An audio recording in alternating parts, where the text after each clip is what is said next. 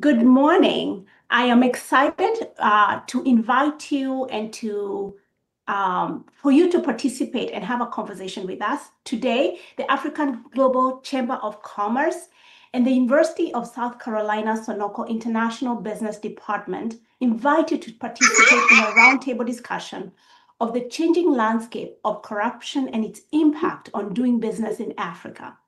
The purpose of this roundtable forum is to bring together African and Western leaders from the public and private sectors, civil society, and academia to identify new issues and solutions to the present problem of corruption and its impact on African business.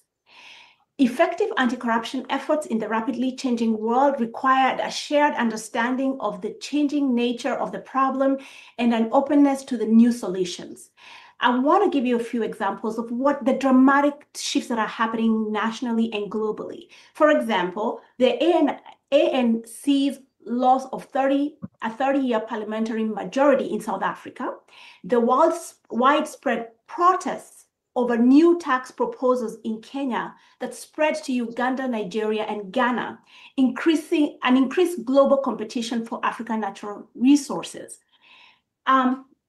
We also have a radical shifts in the U.S. policy under President Trump, such as pausing enforcement of the Foreign Corrupt Practices Act. Trade and new tariff strategies and challenges are but a few examples of how corruption mixes with national and global politics in increasing complex ways. So today we are going to have roundtable discussions on three major areas. One of the areas is the three areas are going to be public sector perspectives, as well as civil society perspective. These are the three areas of discussion we're going to have today. So to move the schedule forward, we're going to have Dr. Olivier Kamanzi, who is the chairman and CEO of African Chamber of Commerce, to come up on and give us an welcoming remarks.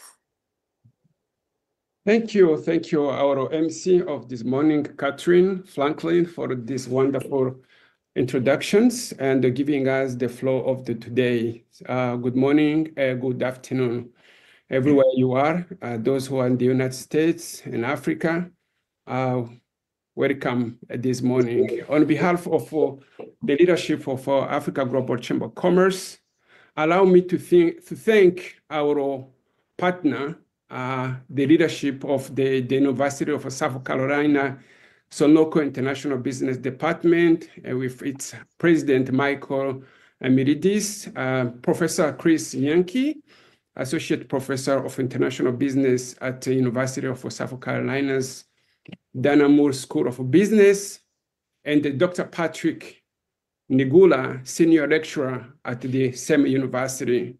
Thank you to our today's keynote speaker, Dr. Akwasi Opong-Fosu, Chairman of Ghana Investment Promotion Center.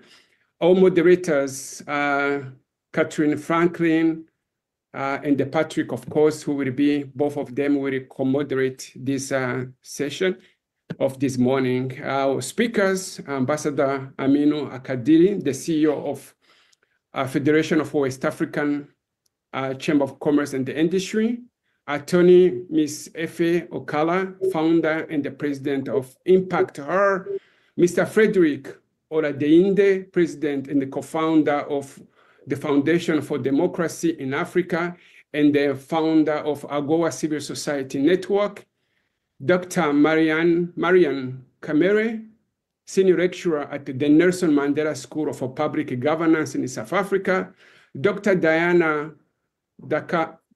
Daklara, assistant professor of organizational behavior at the University McGill.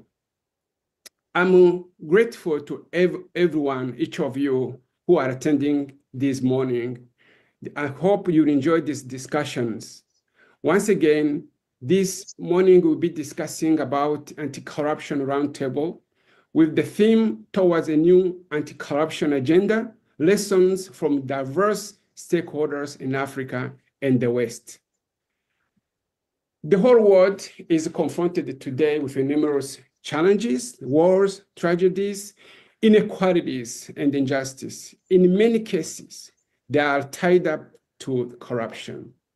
According to the United Nations, there are 1.9 billion young people in the world, of which 700 million are in Africa. Therefore, fighting corruption is vital for the future of nearly a quarter of the global population. The same organization defines corruption as a complex social, political, and economic phenomenon that affects all nations. Corruption undermines, as all of you know, democratic institutions, slows economic development, and contributes to governmental instability. That's why in many countries we see wars going on around the world because of this issue of corruption. As Catherine mentioned earlier, she gave some few examples of where we see political parties losing elections. She mentioned about the protests in Kenya. She mentioned about the mineral resources right now being, let's say, taken away from the continent of Africa. We have outflow from Africa over 120 billion to 150 billion US dollars annually from Africa going away as a result of corruption. Those are the few examples, as she mentioned, that the corruption is bad, is something we need to fight for, against. There is a growing sentiment that existing anti-corruption strategies are failing to keep pace with contemporary pressures. The Africa Global Chamber of Commerce and the University of South Carolina is inviting these distinguished experts in this discussion to help us to understand the landscape of corruption and its impact on doing business in Africa. So once again, this purpose of these morning discussions or afternoon discussions, as again, depending on where you are, we want to bring all key contributors to our society, whether you are in the public sector or private, public and private sector, or a civil society or an academic the environment, really to discuss these issues. Especially, we want to bring solutions to this issue. That's why we want to really to listen to distinguished experts to tell us how effective corruption efforts, which is rapidly changing the world, may require some kind of understanding. How can we change the nature of the problem in open and bring some new solutions? Let's listen to them. We are here to listen to you, you expert, to really learn from you. Probably really, when at the end of discussions, we can come up with white paper, which will inform the public, everybody, what needs to be done. Once again, I wish you all a fruitful and a positive outcome of discussions. God bless you. Thank you, and thank you very much. Thank you, Dr. Olivier. We appreciate those welcome remarks. I would now like to welcome Dr. Chris Yenken. He's an associate professor of international business at the University of South Carolina. I would like to welcome him to give us opening remarks. Thank you. Hello, everyone. Welcome to the webinar. It's fantastic to see everyone with us today. We are delighted to convene this roundtable discussion of experts on what everyone agrees is a vital topic for our time. My name is Chris Yankee. I'm an associate professor of international business at the University of South Carolina. The International Business Program here at South Carolina has been ranked #1 by U.S. News and World Report for 26 consecutive years. And I doubt that anyone with us today would disagree that corruption is one of the key impediments to global business facing us, not just today, but historically. And it is a problem that so far has dodged many attempts at solutions. This seminar represents our department's commitment to engaging with stakeholders from across sectors to combine the best of academic work with practical realities on the ground to find workable ways forward. In my own work, I teach the university's courses on anti-corruption and managing organizational misconduct. And in my own research, I use field experiment designs in order to test new anti-corruption interventions that help people, that enable or give people tools to act ethically, which I think most people want to do, but often struggle in the incentive structure as it exists today. But for once, this professor is not going to lecture you on his own research. Instead, our shared goal today is to hear from the wide range of experts that we've assembled about current issues and trends that help us better understand the nature of the problem. In order to set that up a bit more, allow me a moment or two to make a few comments.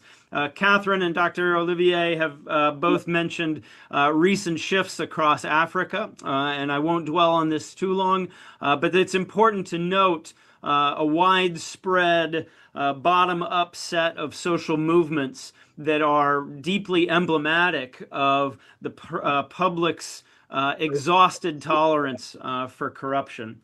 We note that last year, South Africa's African National Congress, the party of Nelson Mandela that brought down the apartheid system, lost its outright majority in government for the first time since 1994 and is now forced into a coalition government format, specifically because of the public's exhausted tolerance for corruption and the harm that it's been doing to that society.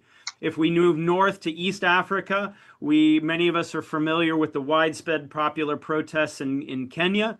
Popularly dubbed the Gen Z protests, this movement is in direct opposition to last year's proposed tax increases that were proposed in order to pay off foreign debt. But there's a clear recognition among the public that many of Kenya's fiscal problems are directly linked to the theft of public funds by corrupt individuals. And disturbingly, the estimates of losses of state funds from corruption get quite close to the value of external debt payments owed as well. The scale of these protests is what should catch our eye. As last year in June of 2024, when the protests began, they spread to 35 of Kenya's 47 counties. A spread of popular protest that was previously unheard of. The protests continued, and many of us are familiar that they were sort of revived over the last few weeks. And as of this morning's news reports, there are at least 30 people have been killed in the protests, and in recent days, more than 500 arrested. Okay? The state's heavy-handed response to dealing with popular protest fuels the opposition's dissatisfaction with the government. And is notable because it's overriding traditional ethnic identity issues in Kenyan politics. The protests that began in Kenya last year spread to West Africa as well, and we saw widespread protests across Ghana and Nigeria. International attention to this situation is growing, but let's not get too comfortable with the idea that the West is going to somehow stabilize or provide an equilibrium to the situation that's happening. One of the things we have to recognize, especially in a forum around African-U.S. business ties, is the disturbing trend of lowering anti-corruption enforcement and emphasis in the United States. Key among this is the recent June 9th Blanche memo from the United States Department of Justice that formalizes the new Trump administration's approach to toning down enforcement of the Foreign Corrupt Practices Act. The Foreign Corrupt Practices Act from the United States was enacted back in the 1970s, and the foundation upon which it was built is the belief that corruption distorts free and fair markets. The ability to bribe foreign officials enables otherwise lower quality firms from winning contracts. And for more than 50 years, the belief has been that controlling corruption was in America's interest because U.S. companies could successfully compete based on quality if there was lower corruption in the marketplace. But the Department of Justice's Blanche memo issued last month on June 9th blows that all to pieces. The Blanche memo explicitly states a new set of enforcement guidelines that prioritize U.S. interests in accessing critical minerals and deep water ports around the world. that it also establishes that the Department of Justice is not going to be policing U.S. companies for engaging in what it calls, quote, normal business practices in pursuit of those interests. But the Blanche memo also includes a double standard, that the Department of Justice will target foreign companies who engage in the same kind of corrupt practices as they are in competition with U.S. firms. This marks a stunningly formal declaration of an obvious double standard when it comes to anti-corruption worldwide. The impact on American firms, however, is not clear. Rather than assuming that U.S. firms will now be willing or able to engage in the same kinds of bribery practices that we recognize are normal around the world, we have to recognize that the enforcement guidelines don't change the actual law. As such, firms today have to wrestle with the uncertainty and the risk around how enforcement might be approached by future regimes. Because without a change in the law, American companies who do engage in corruption overseas can still be held accountable by future administrations. Even more so, it creates risk for ethical firms that want to do business without using corrupt means, because now foreign corrupt officials understand that American firms are less likely to be prosecuted in the near term and may feel more emboldened to demand more bribes and similar informal payments. All this is to say that the emphasis for anti-corruption has fallen at the highest level in the United States and created a tremendous amount of risk and uncertainty for the U.S. for U.S. firms. From popular movements across Africa to changes at the top of the American political structure, all of this demonstrates why it's so critical to understand both the enabling factors worldwide that are demanding calls for reduced corruption, as well as the headwinds that we face in the anti-corruption fight. All of this then adds up to the reason behind the partnership between the Sunoco International Business Department and Dr. Kamanzi and the Africa Global Chamber of Commerce, and the reason why we have assembled this panel of experts today. So without further delay, I will turn it back to my colleague, Dr. Kamanzi, to introduce our keynote speaker and tell you that I very much look forward to the next few hours of discussion with these distinguished speakers. Thank you for your time. Thank you so much. Thank you so much, Professor Chris. I appreciate your wonderful opening remarks, and then I hope our audience gets your expertise. Our keynote speaker of the day is Dr. Give me 1 second. Akwasi Opongo Fuso. He's inspired by motivation to impact on the progress and the well-being of people and society at large. The Honorable Akwasi Opongo Fuso, a governance and a public policy analyst, has a distinguished public services career spanning over 4 decades. As an accomplished technocrat, currently he is a chairman of Ghana Investment Promotion Center. By the way, congratulations. I know you had a swearing in yesterday by the president of Ghana. Congratulations for your appointment as the new chairman of Ghana Investment Promotion Center. He served as the chief executive of Ghana's large public service organization, the Local Government Service, which has the responsibility to ensure the effective and efficient administration of local governments in Ghana. His leadership role in politics included serving as a mayor of Kumasi, member of parliament, and the minister in the portfolios of local government, rural development, environment, science, technology, and innovation, and the minister of state at the presidency, responsible for development authorities. During his tenure as a mayor, he held several leadership positions, including member of a UN Advisory Committee on Local Authorities, Vice President, International Union of Local Authorities, Chairman, Africa, Caribbean, Pacific Local Government Platform, Board Member, International Council on Local Environmental Initiatives, President, National Association for Local Authorities of Ghana, President of the African Union of Local Authorities, for his contribution to decentralization and the local governance, most importantly, for his contribution in providing leadership and the guidance in the unification of the Anglophone and the Francophone local government organization into continental body.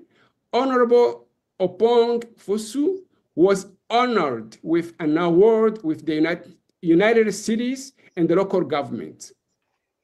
Passionate about African growth and development, Honorable Opong Fusu founded and chairs the African Global Emergence Center, a think tank advocating for a greater role for Africa in global affairs, especially in trade and investments. He is also the president of the African Growth Solutions and an advisory services unit of Africa Global Emergency Center. In this role, he has addressed global platforms such as the Clan Montana Forum, Harassis Global, Marrakesh Security Forum, Rainbow Push Wall Street Forum, Economic Summit, AGOA Civil Society Conference, UK Africa Trade and Investment Conference, US Africa Investment Conferences, among others. In recognition of this effort, he received an award from Reverend Jesse Jackson, Rainbow Push Coalition at Wall Street Economic Forum in New York. Dedication for the public services, African growth agenda, and humanity. Ladies and gentlemen, welcome Honorable Dr. Akwasi Opong Fuso. Thank you so much.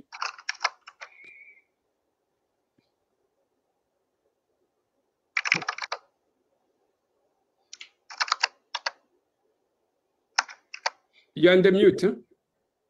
You need to unmute yourself.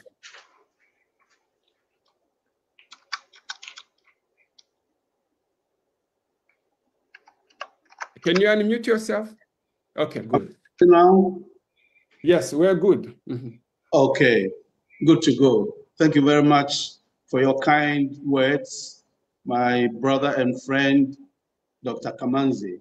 It's a pleasure to be with you and to have this conversation on a very important issue that is eating not only our continent, but across the globe.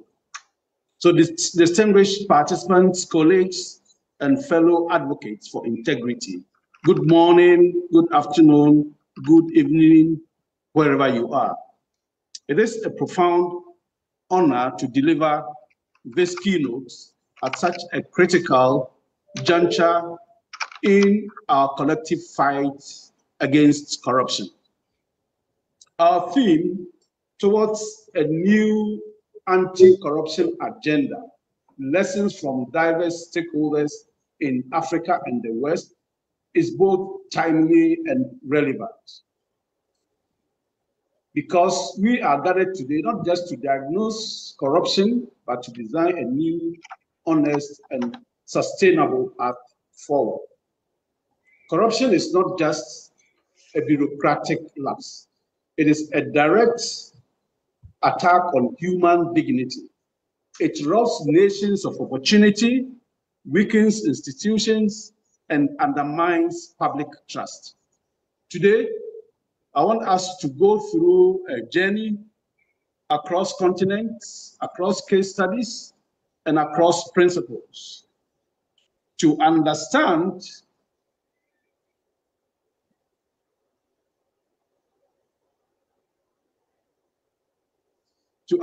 what works, what's broken, and what we must do together. My presentation will focus on these key areas: understanding the scale of corruption, consequences of corruption, global case studies, illicit financial flows, and the global double standards, lessons from Africa and the West, towards a new anti-corruption agenda, realigning global leadership, and a call to action. So let us begin by acknowledging the sheer scale and impact of corruption as we are discussing. Globally, corruption drains over 2.6 trillion annually from the global economy, representing more than 5% of global GDP.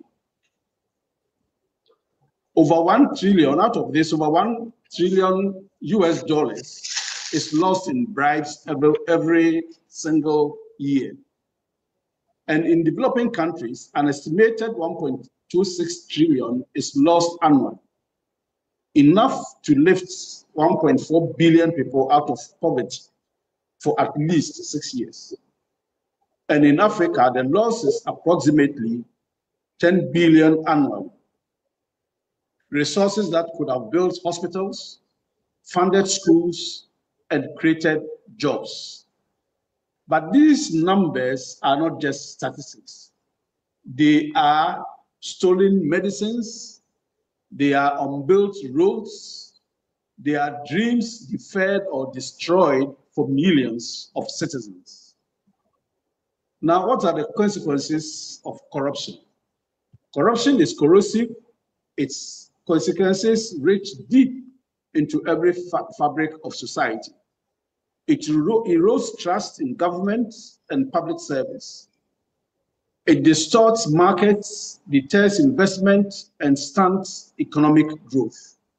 It deepens inequality as resources meant for the many are captured by the few. Corruption undermines security, enabling organized crime and political instability to fester. When people lose faith in the fairness of a system, they disengage. And when they disengage, democratic governance falters. So on the global scale, let's look at a few examples. Let me highlight a few cases that illustrate how corruption manifests globally.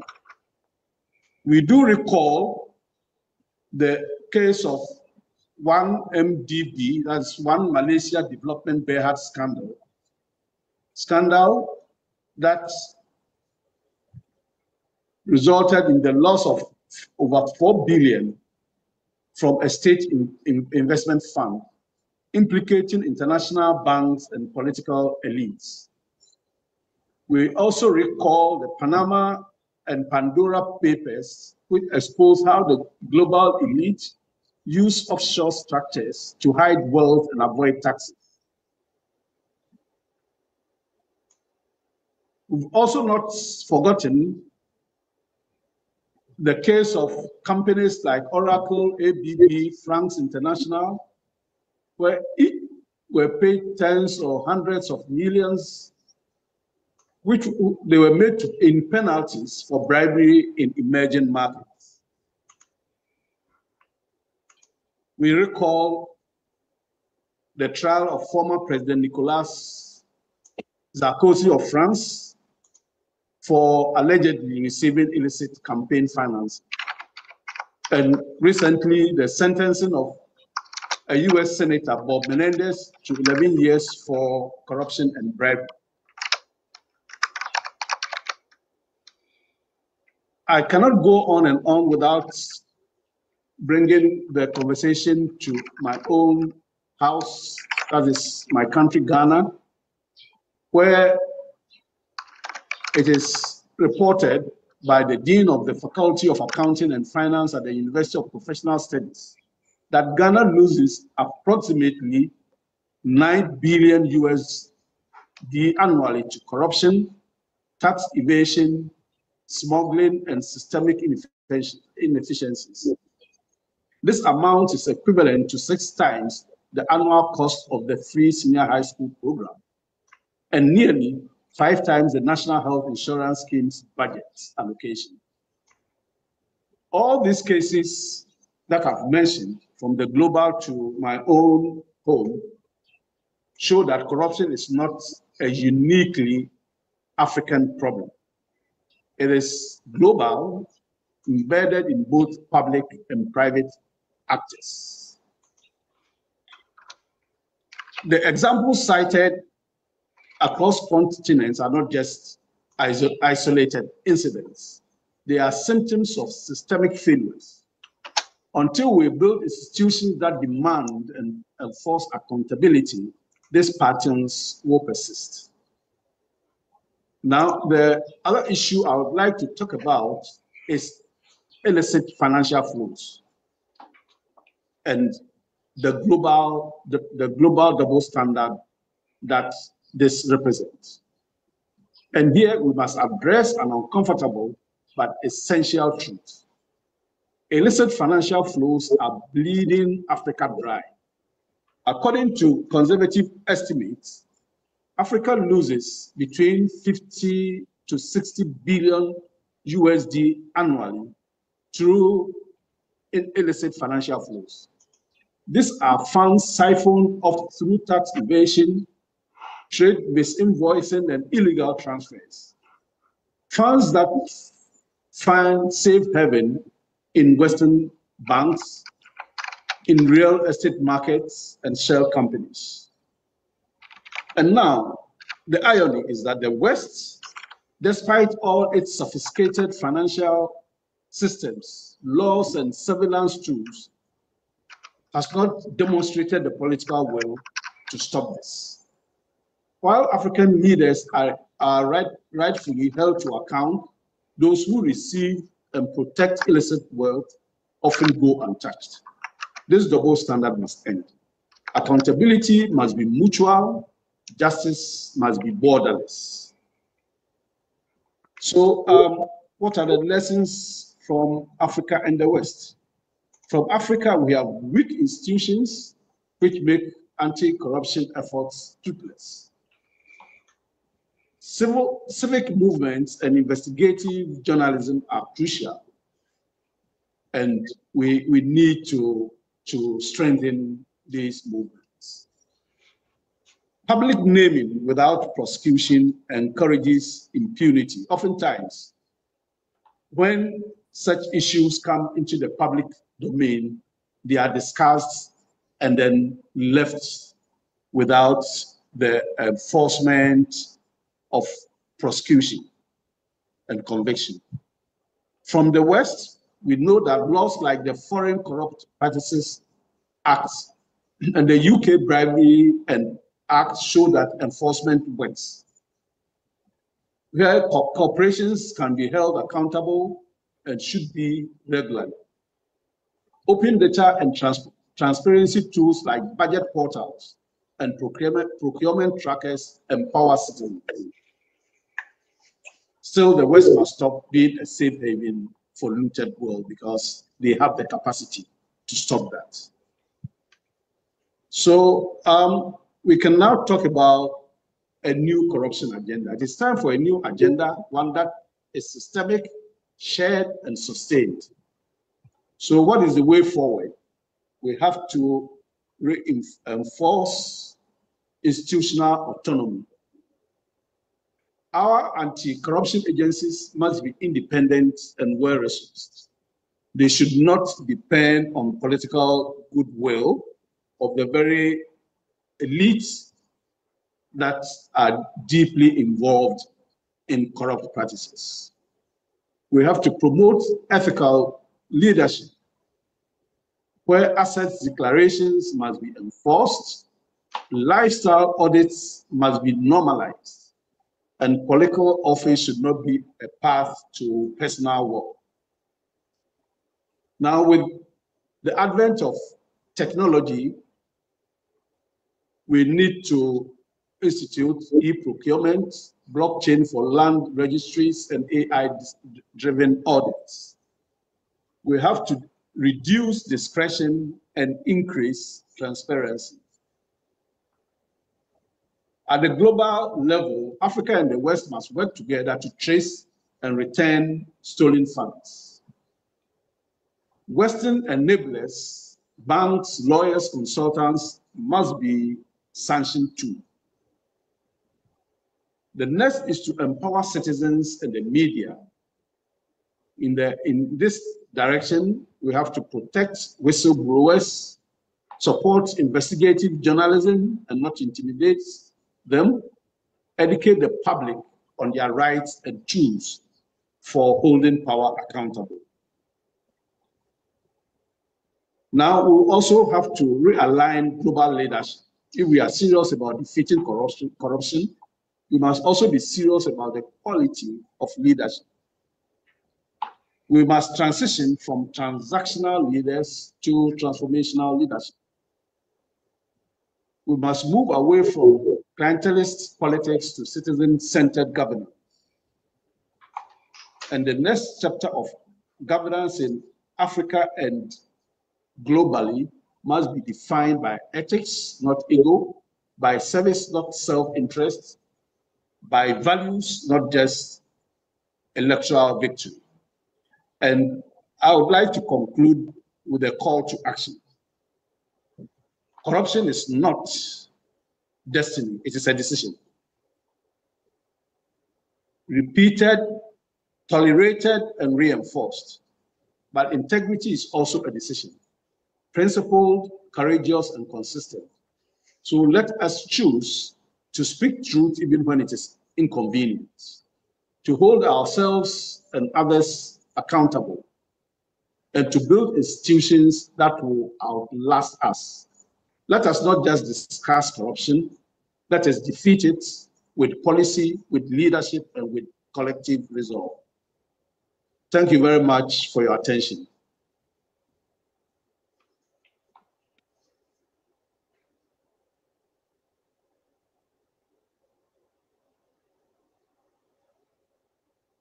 Thank you so much, Honorable Akwesi Opong-Fusu.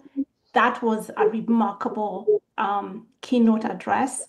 And I echo back what you just said. Corruption is not destiny for Africa, for any nation, but it is a decision. And today we're here to discuss how to make that change. So thank you so much for that keynote. And if we could unfortunately, we are not in a space we could give a round of applause. So we are going to move the discussion forward, and we are now going to go into the panel discussions. And I would like to introduce my fellow moderator, Dr. Patrick Nigula. Thank you. Let me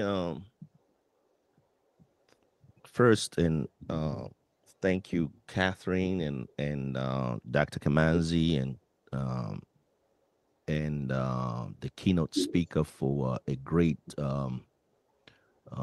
speeches that you have put it out there in audience, because there's over 100 people listening out there.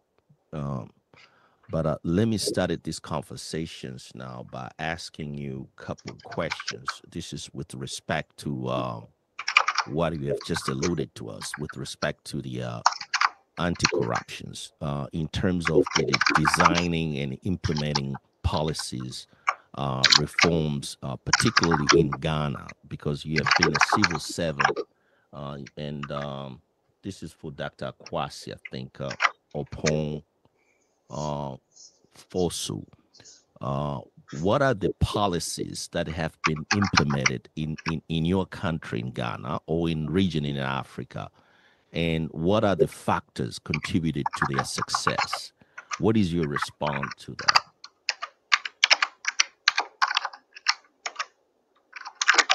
I think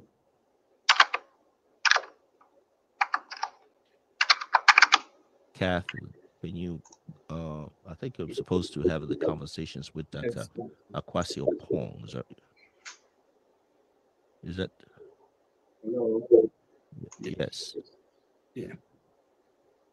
Did you hear the question I just posed to you? It's with respect to what anti-corruption policies have been mostly effective in your country or in the region and in Africa, and what factors contributed to their success. What is your response to that?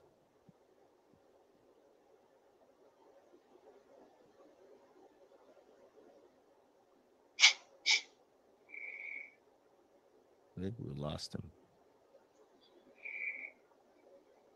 Can you hear me?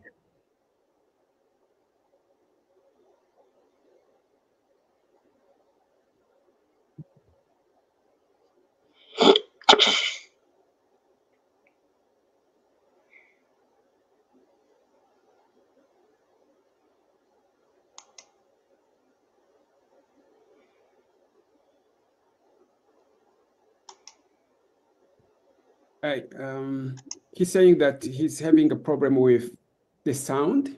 Okay. And then maybe ask the following. I'll move to the next panel. I think with Marianne. Yes, go to Marianne, and then go to the next panelist, and then okay. back. Let me move to the next panelist. I think it's no. You have a Marianne as well. She's with you. Marianne. Okay, Marianne. Marianne, gentlemen, let's move to Professor Daklala, please, next. Daklala, sorry. Start the public sector panel. The public sector, yes. Dr. who?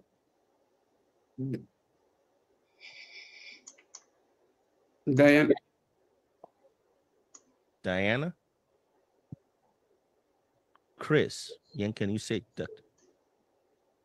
Allow me to introduce our colleague, Dr. Diana Daklala, joining us from McGill University DeShul's School of Business.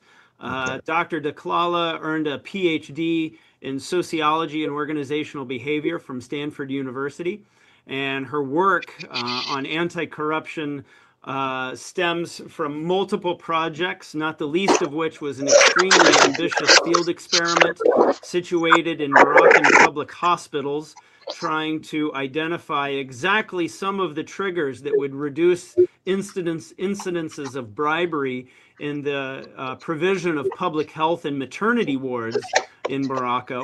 But she's now moved past that work. Having completed that work, she now is thinking even more deeply about the topics around organizational design and the way that especially public sector organizations are structured or designed as an influence in creating incentives for corrupt action. Professor Daklala, it's a pleasure to have you here. Thanks very much for joining us, and I'll turn it over to you. Thanks so much, Chris, and thank you very much for the invitation to participate in this panel and in this roundtable. So as Chris said, I'm an economic sociologist. I'm an assistant professor of organizational behavior at McGill. I teach on organizational behavior and also research design, and I research what I think of as the organizational foundations of government. I'm especially concerned with improving the functioning and governance of public sector establishments using interventions that are rooted in organizational design. An issue that has received particular attention in my work is corruption, bribery to be exact. And so it's a real pleasure to be in conversation with such a diverse set of stakeholders who care about actionable paths to good governance and to good policy. The World Bank estimates that the public sector makes up close to 45% of formal employment in the Middle East and North Africa and in sub-Saharan Africa. These are the workers who deliver healthcare, education, security, rule of law, infrastructure and sanitation, fair elections, and much more. In short, public goods and rights to citizens. They impact the experience of living and the living's aspirations for the future. Government agencies and their workers have significant power to give or take away equitable access to these services and to these opportunities. Corrupt behavior and poor governance stand in the way of this equitable access. And African governments know this. As of 2022, 48 of the 55 countries in the African Union have made domestic and internationally legally binding commitments to enhance good governance and fight corruption. They have ratified and they have deposited the United Nations Convention Against Corruption Treaty. What this means is that the majority have committed to preventive measures, to criminalizing corruption, and to also cooperating internationally on the issue. This is wonderful. The challenge, however, from my perspective, lies in effective execution. My view is that effective execution comes from designing in good governance and designing out corrupt behavior. Another way of saying this is that bad government is primarily about bad organizational design, not bad people. What do I mean by this? First, the problem is not quite the public sector workers. Today, the majority of government bureaucracies worldwide, if you cut across income levels, if you span continents from Latin America to East Asia, they recruit bureaucrats and frontline workers selectively and competitively. World Bank reports suggest that government agencies succeed in hiring competent workers. They succeed in matching qualifications and skills to job descriptions. Even public servants themselves agree that merit is a main criterion for hiring. State jobs are a competitive employment option for job seekers. Compared to the private sector, government agencies hire more educated workers, they pay them better, and they give them better benefits. So if public sector jobs are on average so great, why do we see corruption? One popular idea is that although competent, many government workers lack public service motivation. They're not public spirited enough. Proponents of this idea suggest that public sector recruitment should focus on the second dimension of worker quality. Setting aside the issue of measuring public service motivation, I think that there are several concerns with this claim.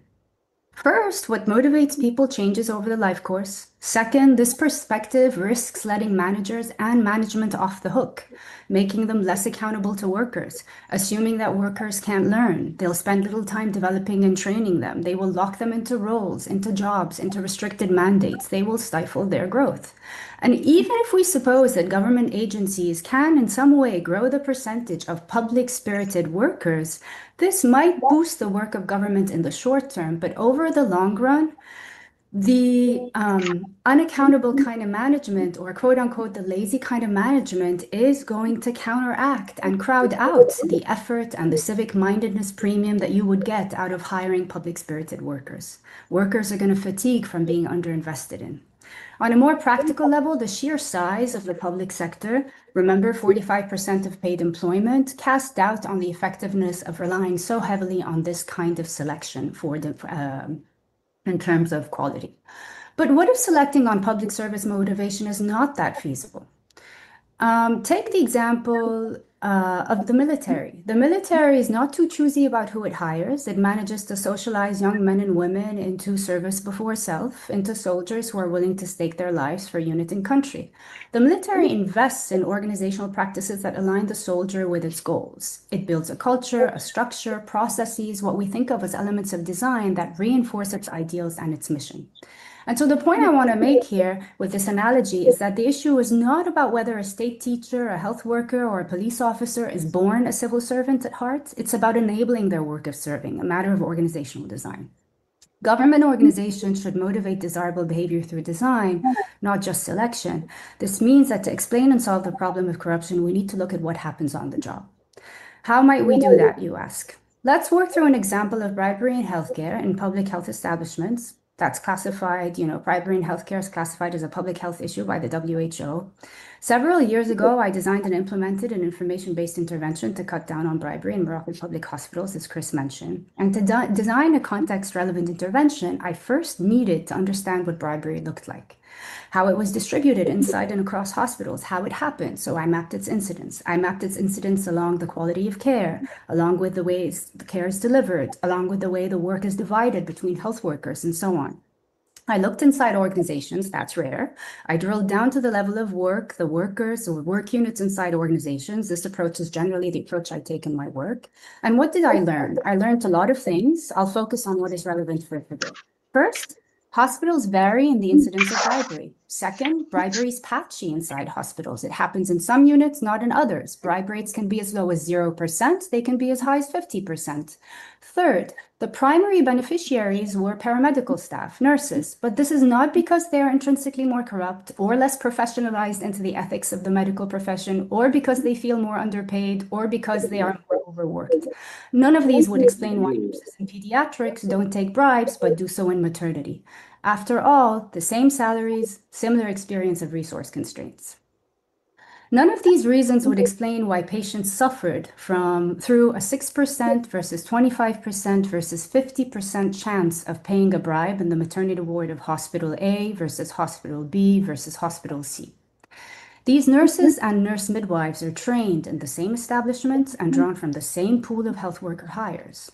Notice then, once we shift our attention closer to where the action is, we see that neither the performance nor the behavior of government workers is overdetermined. Aggregate and national level statistics will hide this variation, but understanding this variation within and across government establishments is the key to addressing corruption and governance problems in general. So here you should be asking the question, what differs between wards of the same hospital? What differs between the maternity wards of different hospitals? The answer, what differs within and across these organizations is the organization, the allocation, and the design of work, the division of labor between health workers in a hospital ward. In particular, it occurred to me that one possible explanation is tied to how care work is allocated between health workers, specifically between doctors and nurses, how much overlap in the kind of work that they do occurs relative to what each kind of health worker is paid. So if we think in terms of maternity, where bribe rates were highest, nurse midwives and obstetricians in maternity wards overlap in the clinical tasks that they do. Nurse midwives perform clinical tasks that are officially the responsibility of obstetricians. They are performing clinical tasks that are associated with more training and specialization, or simply associated with the higher status worker, quote unquote, in the professional hierarchy, but they are not being compensated in a commensurate way for this. This kind of task shifting happens a lot in public health. It happens because of the shortage of labor, but the work still needs to get done and someone has to step up to do it. So sticking with the example of maternity wards across hospitals, notice that the extent that labor shortages and the division of labor varies from one maternity ward to the next. What will change is not what nurse midwives are paid, but how much of their work overlaps with obstetricians. And therefore, the experience of inequity and ultimately the drive to correct the imbalance, and one way of doing so is by taking bribes. So another way of saying this, it's not the wage inequality per se that is the problem. Rather, it's when it is unjustified that it becomes a problem. Conjoint study. So now let's think about the study that I did. Sorry, would you mind just muting if that's possible, please? Dr. Akwasi, would you mind just muting your... Thank you. Thank you. Sorry. So I wanted to test this idea that there are bad combinations of wage inequality and work overlap between co-workers in a work unit that could actually end up leading to bribe taking. So in a recently completed study that I co-authored with my PhD student, Katie McIntosh, this idea is put to the test. We test this idea with Indian health workers, doctors and nurses, including generalists and specialists. First, we ask them to give us estimates of the amount of work overlap in the clinical tasks between doctors and nurses, based on their experience. We document a range as low as 10% and as high as 60%. This gives us face validity for this idea. Second, we use what we learned about the range of work overlap and the pay structure of Indian health workers in the public sector to create and to test reactions to 12 meaningful combinations of wage inequality and work overlap between doctors and nurses. We field these combinations in a conjoint survey experiment. We create hypothetical health worker profiles that we randomly assign a combination of work overlap and wage inequality to, so one of the 12. Among other characteristics that matter in the context of a public sector job. We present the profiles in pairs and we ask our respondents, who are, in this case, Indian doctors and nurses, over 2,000 of them, to choose which of the two hypothetical workers is more likely to take a bite from a patient. What do we find? Indeed, we find that there are bad combinations of wage inequality and work overlap. Higher wage inequality and higher work overlap is associated with a greater judged likelihood of taking bribes. And the preliminary calculations suggest that the effect sizes range between 5 and 8 percentage points, which is substantial. This is very exciting. This is a clear example of how elements of organizational design, in this case, decisions about allocation of work and relative compensation, come together to help us explain bribery and resolve it. Managers can now either change the work, how work is allocated, they can make local adjustments to wages, or they can try some combination of both. These are actionable and targeted levers. Now, I want to take a step back and say that we can think of so many other features of organizational design that we can probably leverage. Once we adopt this design-based perspective, rooted in the realities of the organization, a world of possibility opens up. Management should be thinking in a design-based way, and it should recognize that organizational design choices can either stand in the way of workers or empower them. Design choices run the gamut, so we can start thinking of examples like How much autonomy and discretion do people get? Nigerian bureaucrats were tasked with greater autonomy and discretion in their work, show higher project completion rates. We can think of performance track. We can think of how poor or how good performance tracking and evaluation systems are.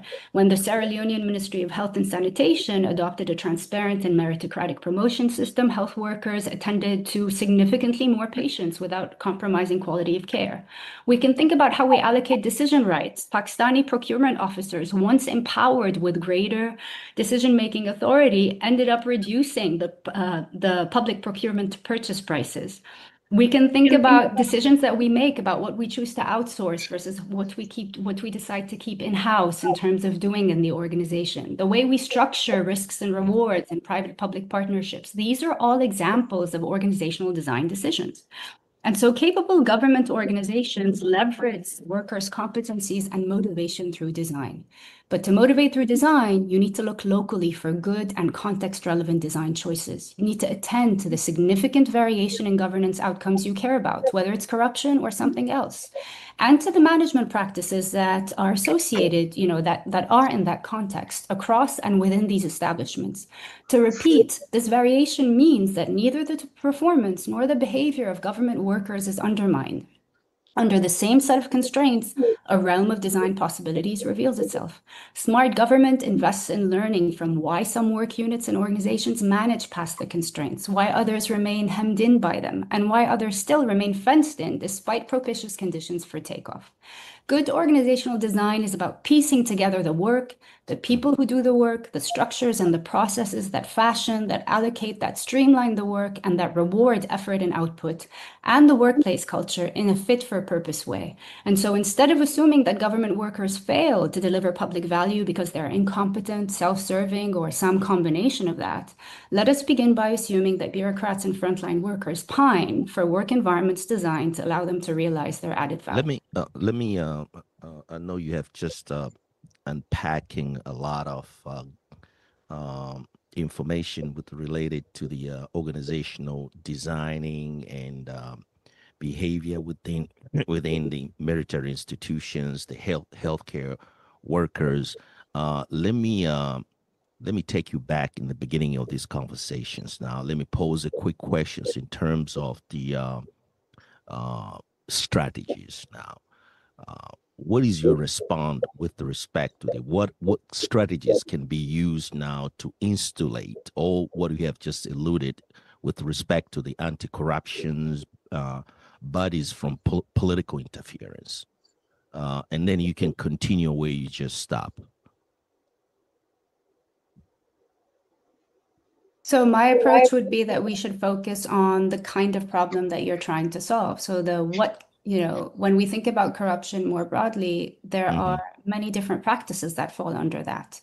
And the first thing that you need to do is take a step back and figure out what kind of corrupt practice are you trying to solve for. And the way you do that is you do that in a data-driven way. A data-driven way means that you go to the site of action, right? So where these things are happening. You try to give it shape. You give it shape by trying to understand what it looks like, who's involved, why they're involved. And then based on that, you start thinking about sort of how that organizational context might be facilitating this kind of practice or reinforcing it. And then you work backwards and you think and you figure out what kind of solution might be working for you.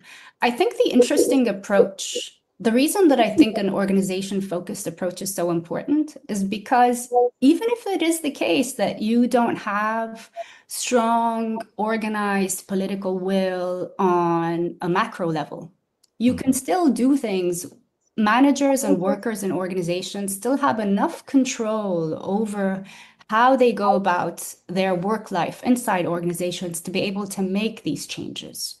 And I think this is basically one of the reasons that this is such an attractive option, is that you don't necessarily need to wait on other actors. You can get started, and that in itself can be an impetus actually to encourage others, in large measure because you start learning locally and laterally.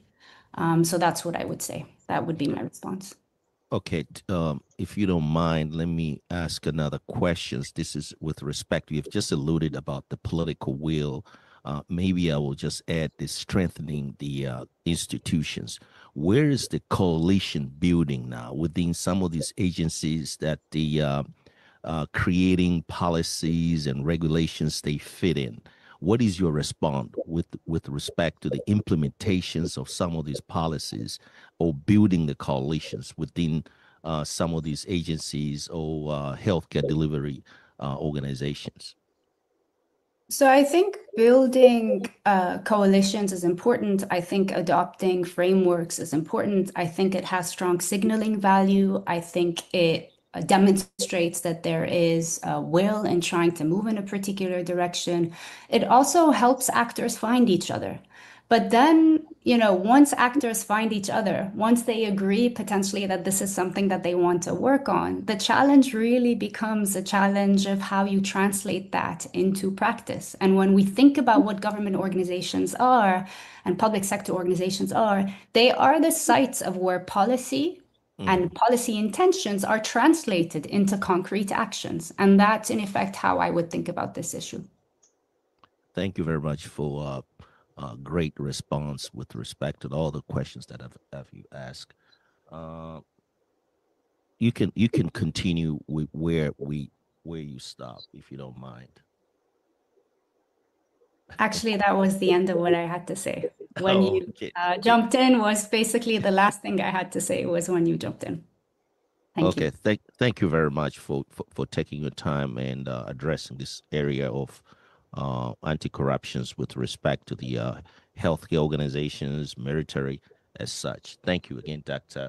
If I pronounce your name right, Dr. Kala, is that correct? Okay, thanks. Dr. Patrick, do you mind? There's a question on here asked by Stephen Tosh, and he's asking, this is a question, I guess, directed to Dr. Diana Dakala. You are talking about quality in the design of internal processes. Normally, processes are top-down approach to introduce procedure. Do you believe that a bottom-up quality approach where staff have consistent input into business operations, including ethical issues and concerns, would serve well in what you're talking about in terms of design and structure to prevent corruption? Absolutely. I think, in fact, good management is the kind of management that listens to what happens on the shop floor, so to speak. So they need to be they need to basically cater and respond to the realities of the work that people are doing. And particularly when we think about public sector organizations, whether we're thinking about bureaucrats, whether we're thinking about frontline workers, they have to be dynamic in the sense that they have to be adaptive. They have to adapt to local end user needs. They have to adapt basically to changing, policies. And so in that respect, I think certainly the right kind of management is the kind of management that avoids being only top down, but that listens closely to the way things are done and tries to basically bring in that buy-in. Because oftentimes the people who are closer to the work have significantly more information in effect, and that in itself is going to lead to better design choices. Fantastic. I hope, Stephen, you got your answer. Patrick, I give it back to you. I just wanted to cover the question, but I see Dr. Chris Yankin has a question. Yeah, if this is appropriate time, Patrick, I'd love to ask Diana a follow-up question. I had the pleasure of first hearing Diana's argument on organizational design a few months ago at a conference at the University of Toronto. And Diana, I want to push a little deeper. I think that most of us, in looking at the faces I can see on the screen, right, when you say, corruption can often be a problem of organizational design, not of bad people. It's not about bad people, it's about bad design. And faces light up. It's an idea that resonates quickly. It just makes sense.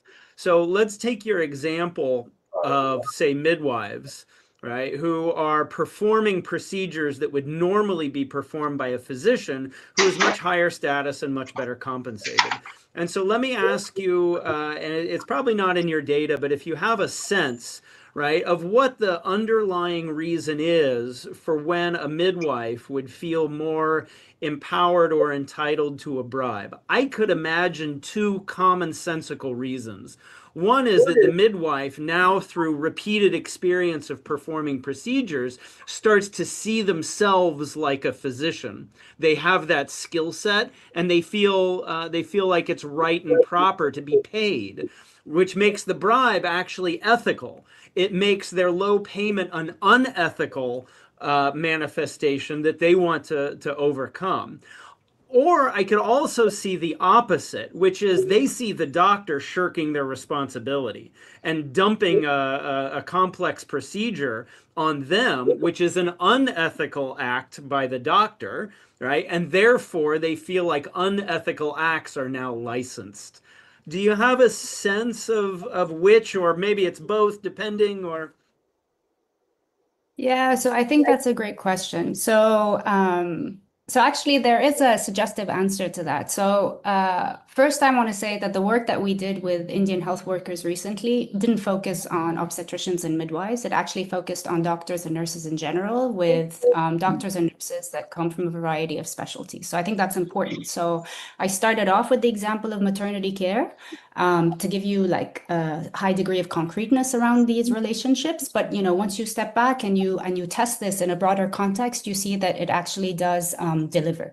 So I think there are a few things to focus on here. I think one is to say that part of the reaction to make these corrections, when you start seeing this kind of task shifting that happens between co-workers, is that it depends on how much wage inequality there is between them and how much overlap there is.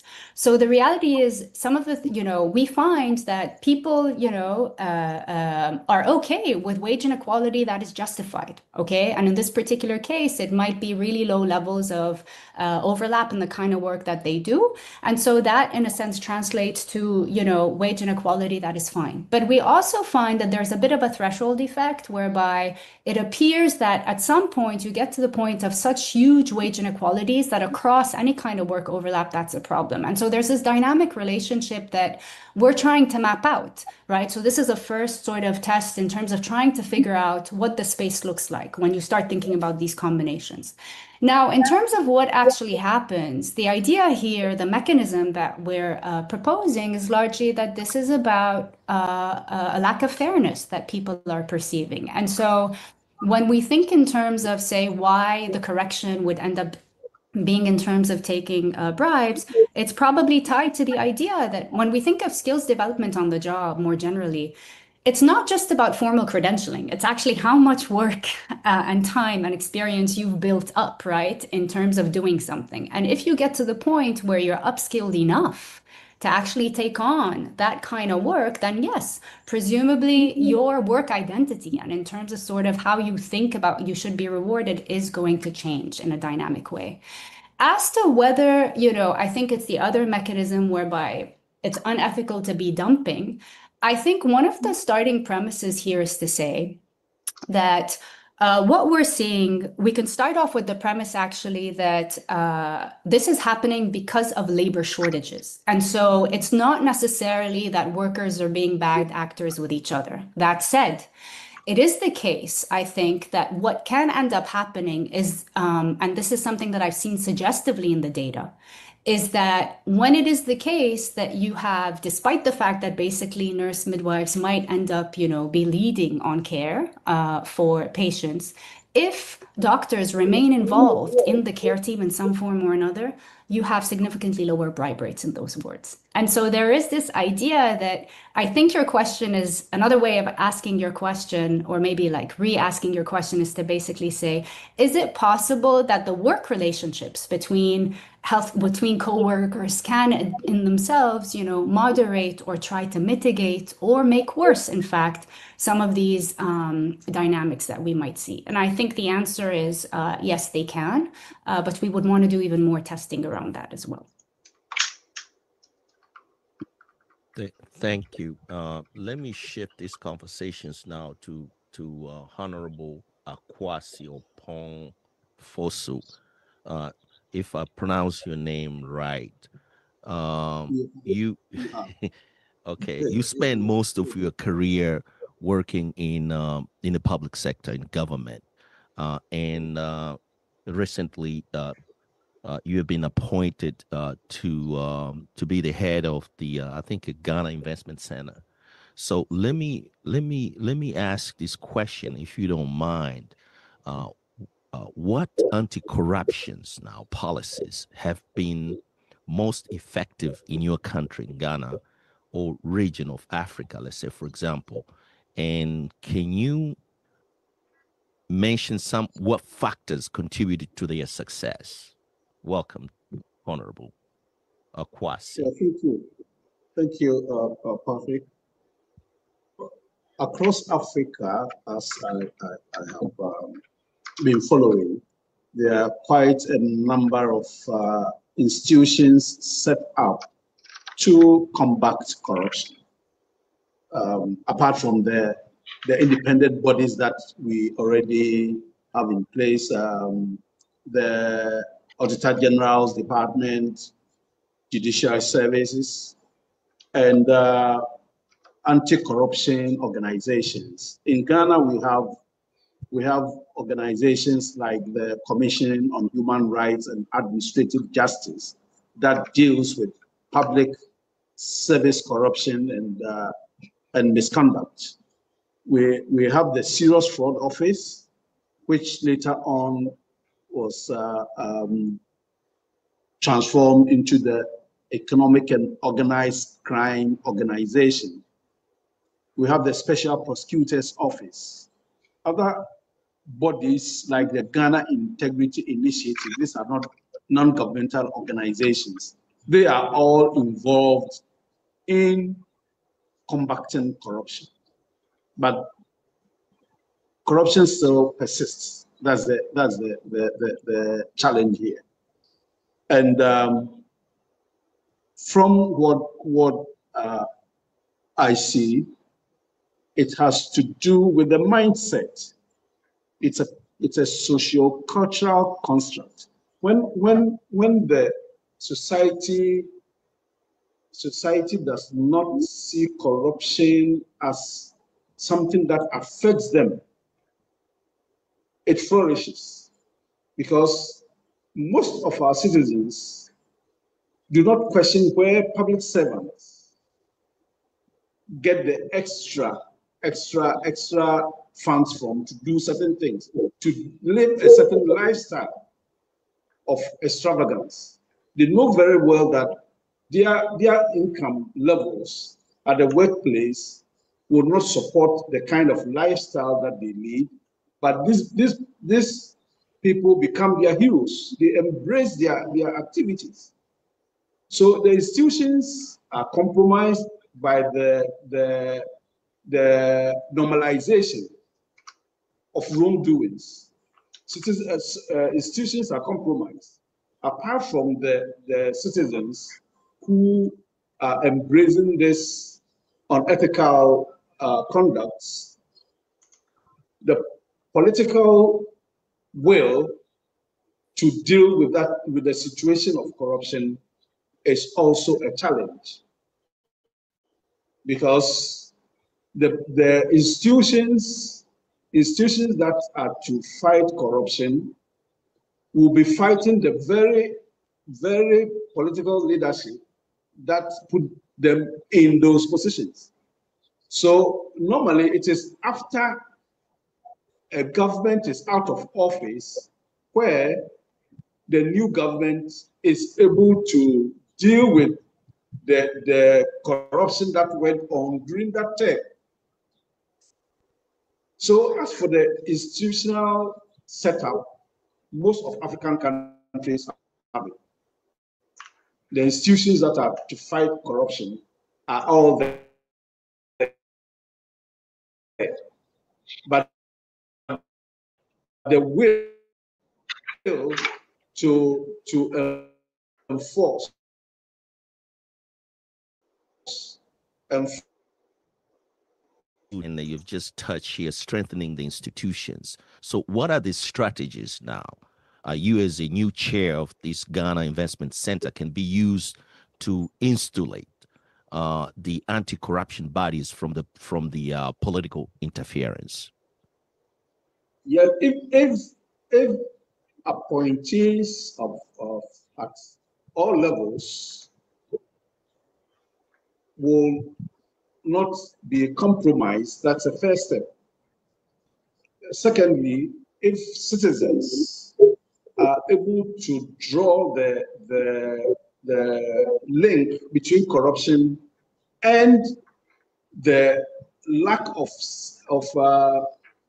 amenities, lack of opportunities for them, then the civil society organizations that are leading some of these anti-corruption measures will be emboldened, will be strengthened to carry on with their mandate. So it's a two-way kind of relationship. The citizens themselves realizing, being aware that corruption undermines their own interests. And for that matter, they don't have to embrace corrupt elements within their midst and kind of glorify their actions. That becomes a big step. And then the appointees in public offices will also not allow their mandate to be undermined by political pressures to do what is not right. Otherwise, we'll keep on establishing institutions, new institutions every day, but then they get compromised. They don't have the willpower to deal with the ethics of their job. Okay, that's where I was heading to ask you a question. So you used the word to do not right, or to know what is right and what is wrong and what is bad and what is good. It's an ethics issue here. So do you think we need to integrating our curriculum in school, from the elementary school all the way up to the higher learning institutions, to teach the ethics, understanding right and wrong, bad and good? What is your response? Perspective? Exactly. That's the foundation of all this, ethics. Because we've not come to the realization of ethical conduct in public life, in our own individual relationship with society, things are going the way they are now because we've not been able to differentiate between ethical conduct and an unethical behavior. So that's a very major step. If we start from the schools to inculcate ethical values in citizens. Thank you, Dr. Opong Force, if I pronounce this right. I think now we move to the chief moderator, Kathleen. Patrick, if I may, noting that we have a few more minutes left for the public sector perspectives. Marianne, I saw your hand up a moment ago, but I don't want to jump in front of you if you want. Okay. No, just very briefly, just to say, absolutely fascinating research that you shared, Diana, and the organizational design aspect of it is boils down to a leadership question, really. The commitment to lead and manage in spaces, and what you were saying about the context is very important, and understanding where the problem is, where the context, and that granularity of the research that you conducted, I found absolutely fascinating. And then just picking up on the Honorable Akwasi's point about political will and civil society's role, in my own work, I've always argued that political will does not just rest amongst politicians, right? It's citizens who have that power that they need to take back in terms of what they demand from the public servants and politicians, and can exercise that, at least in a democracy. And then just in terms of ethical conduct in public life, I mean, clearly corruption is an ultimate unethical act, in the sense that ethics is about what is good for me, but also for others, right? It's not necessarily about right and wrong. It's more about how we make decisions based on our values that are in the public interest, and corruption ultimately is against that. But I'll talk more about civil society later. But thank you. Absolutely fascinating. You're welcome. And Patrick, I'm gonna take the panelist priority with a question for Dr. Apong-Foso. If I may leverage your experience in the public sector, I would like a comment and possibly even a critique on the following idea. Here at the University of South Carolina, we are starting to dabble in a new approach or a new framing for anti-corruption. And the framing comes as a pivot to one of your comments from the keynote address, when you noted that corruption robs the public of its dignity. And a truer statement has never been said. We've known this for a long time, though. And when we're trying to reform states and public offices, it's an uphill battle. And it quickly seems overwhelming, and we get discouraged. And as we've been thinking about it around here, we tried to think of examples where we actually saw success in a seemingly intractable problem. And the best thing we came up with was the anti-smoking campaigns of recent decades. Most of us have lived in a time when smoking was a very common but very detrimental, harmful activity, not just to ourselves, but to people around us. There was a time when tobacco companies had unchecked power and the ability to lie to people and hide those health problems. And then their product was so addictive that even once the health problems were widely known, it was still hard to intervene. But we eventually cracked that problem. And so what we're experimenting with, or at least starting conversations with, are conversations between the School of Business and our anti-corruption and organizational misconduct scholars, and our public health school here at the university, and reframing corruption as a public health problem. Because I think if we look at public health interventions worldwide, they tend to draw a lot more specific interventions. Anti-smoking campaigns, HIV/AIDS campaigns around safe sex and the necessity to wear a condom, right? Whether we're giving up cigarettes or choosing to wear a condom during safe sex, these are acts that inhibit our personal pleasure, but are better for the people around us and eventually for the collective good. So if I may, with that long-winded preface, could I get your perspective on this, given your years of experience in the public sector? And what would you see as the challenges to reframing corruption as a public health problem? Or what would you see as the enablers of that?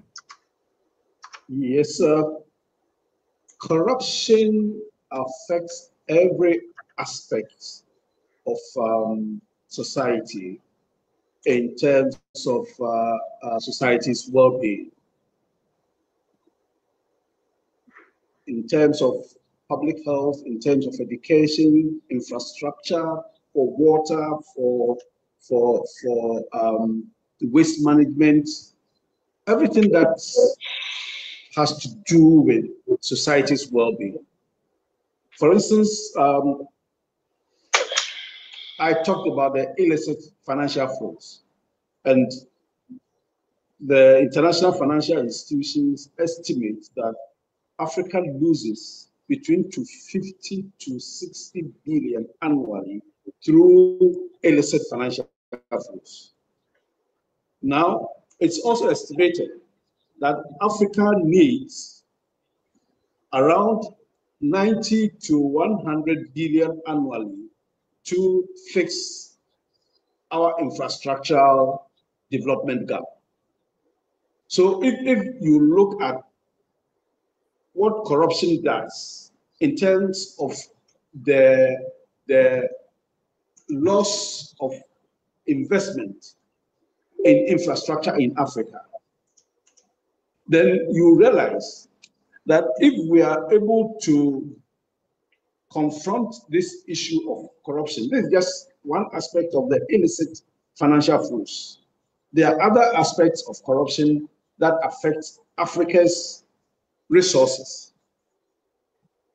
So public health is infrastructure and services. It's an aspect of what we are looking at in terms of the overall development budget for infrastructure for Africa and the loss in funds, in revenue through illicit financial flows as a result of corruption.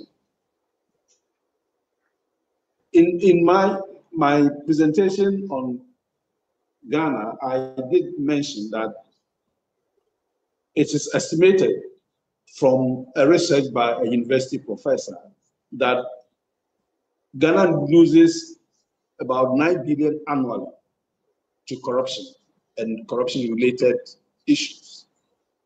Meanwhile, as a country, we are at the World Bank, knocking at the doors of the World Bank for 3 billion USD.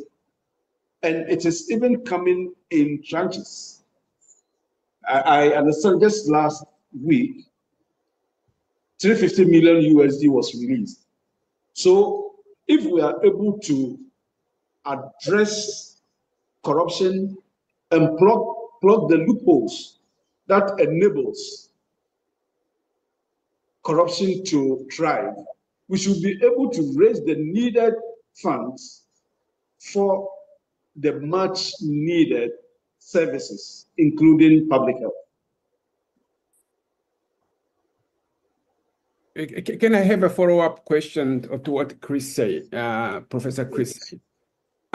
Again, is as an Africa Global Chamber of Commerce here, every time I lead the trade missions, US companies coming to Africa to do business with Africa, with any trade, investment, so on and so forth. One of the excuses is saying is there is the corruption practices are overwhelming everywhere you go. And why would we go to invest our money, even though the return investment is high, also high, the risk is high? I'd rather invest in US, make 10%, 5-10% is low, but secured. Now we head for investment, an investment promotion center. And across Africa, we have all those investments, every country has put in place those investment centers in all 55 countries. And however, the problem you are facing as an investment, how do you attract investors to invest in Ghana or across Africa when this problem, we have to face it. The corruption exists. You mentioned it. Many times we run away, we pretend like it's not there. I think the best way is to say, hey, the problem is there, let's face it. You mentioned about the issue is about the mindset and how do we change the mindset. Behind the scene, I'm just asking, what are the solutions? What are strategies are we talking about, especially specific to Ghana? How, like next week, I'm taking a trade mission to Zambia. I'm organizing a workshop to really tell we should go invest in Zambia. Maybe a few months we'll be in Ghana. So what can I tell my members at the chamber? Let's go, let's invest in Africa. And so what strategy, what are you doing now? So I can really convince my members and US investors to come and invest in your country. Thank you. Yeah, great. I think as I alluded in my submission, I said we have to deal with an inconvenient truth. We can no longer be sweeping the issues of corruption and its consequences on the well-being of society under the carpet. We need to to be open about it. Corruption persists everywhere, but the scale and scope. If you have to go to a country to invest, and at every stage of the investment process, you have to deal with corrupt officials, it will get to a point when you'll be frustrated. If it's a land acquisition and there are disputes, and you have to settle the dispute in court, and you are dealing with a judicial system that is not fair, that is compromised, you have a challenge. So all these are issues that become a disincentive for investment. But as we open up these discussions, like we are doing today, it's one of the strategies to continuously have open discussions about corruption and its implications for society's well-being, for development, for growth. The other aspect is to strengthen the institutions, the political will of leaders to ensure that the institutions work regardless of which political party is in power. And that if officials, whether incumbent government officials or officials who are no more in government have crossed the line, they face equal sanctions.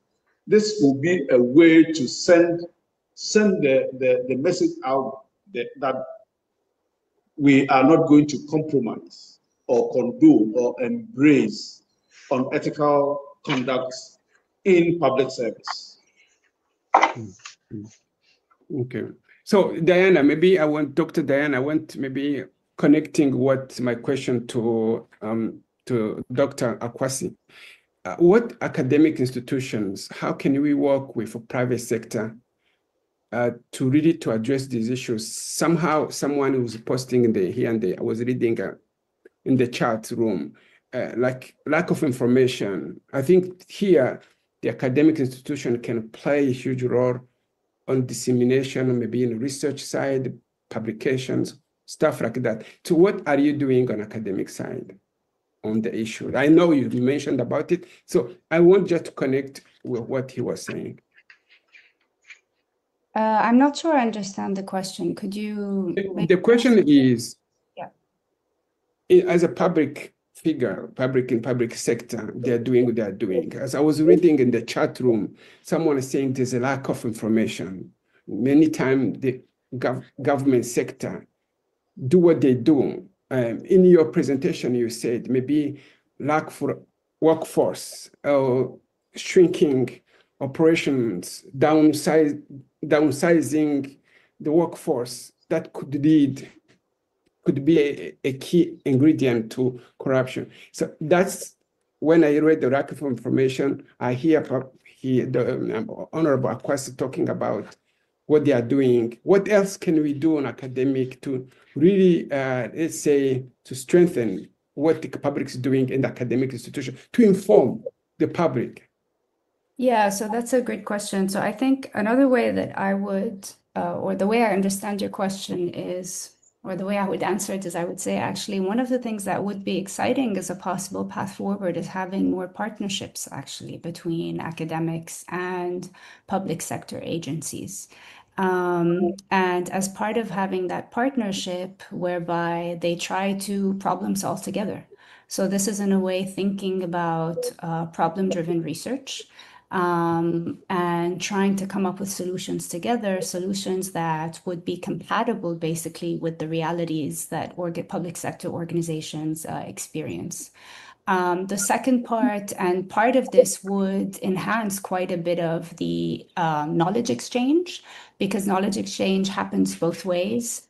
I think there's a lot of knowledge that exists in the public sector that is not tapped into. There are many brilliant experiments and cases that we've seen worldwide over decades of pretty remarkable examples of how some of these difficult governance challenges were solved, but they didn't manage to make it all the way to the academic sector.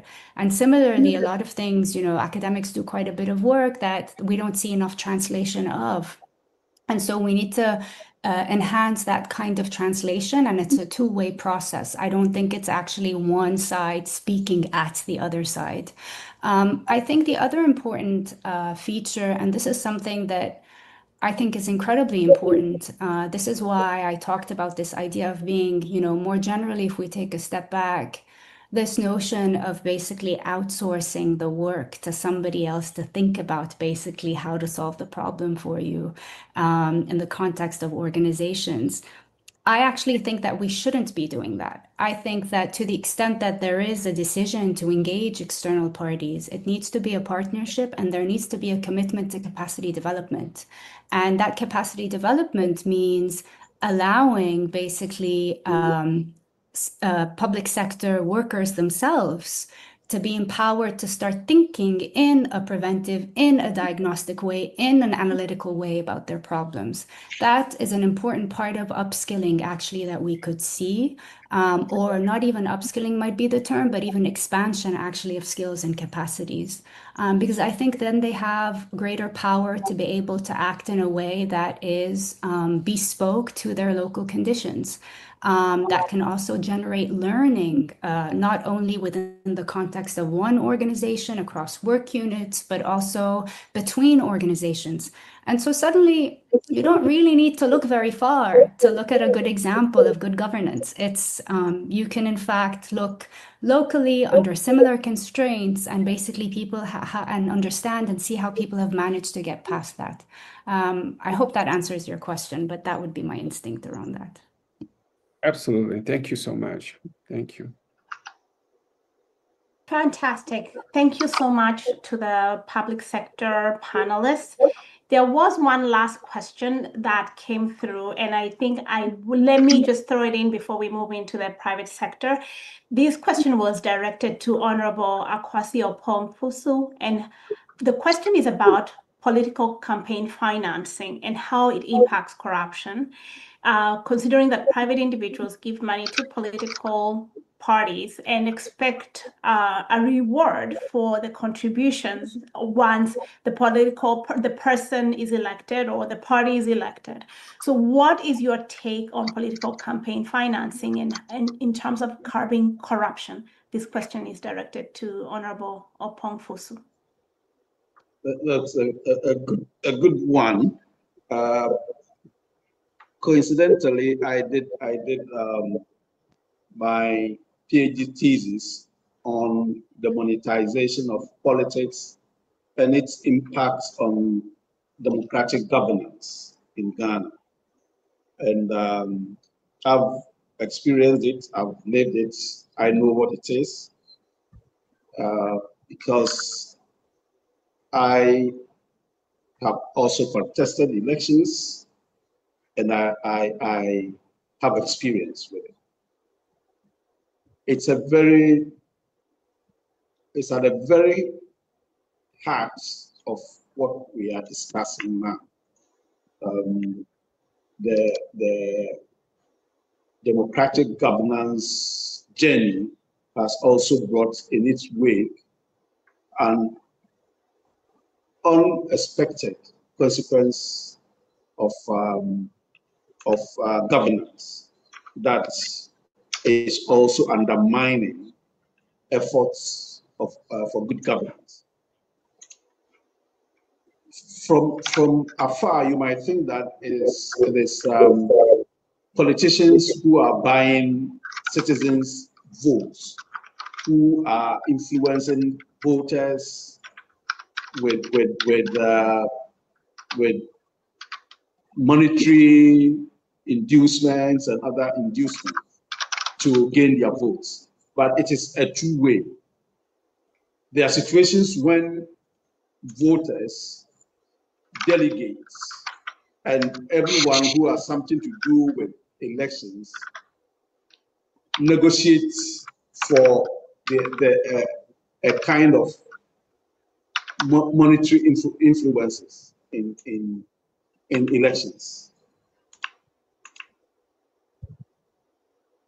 To the extent that once people get elected through this kind of situation,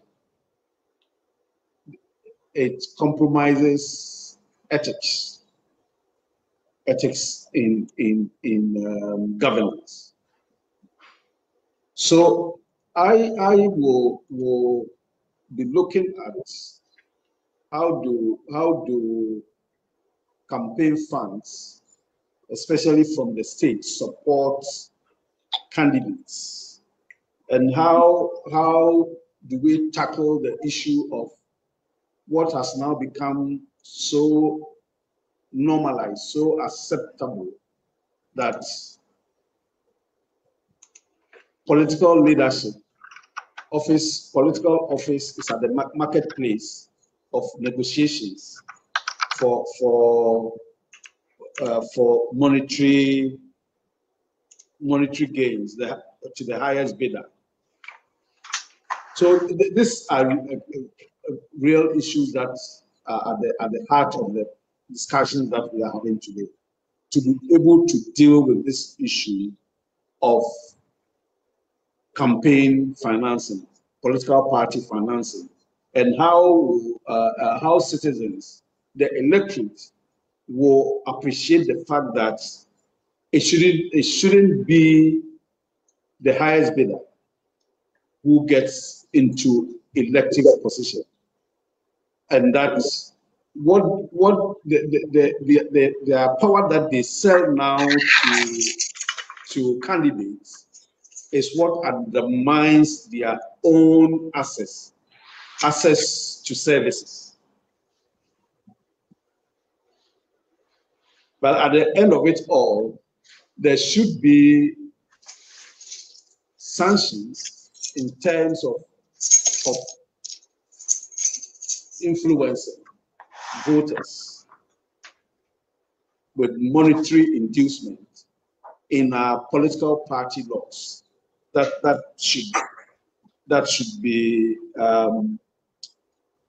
put on the for open discussions, for the public to know that what they perceive to be a kind of normal situation is really a crime.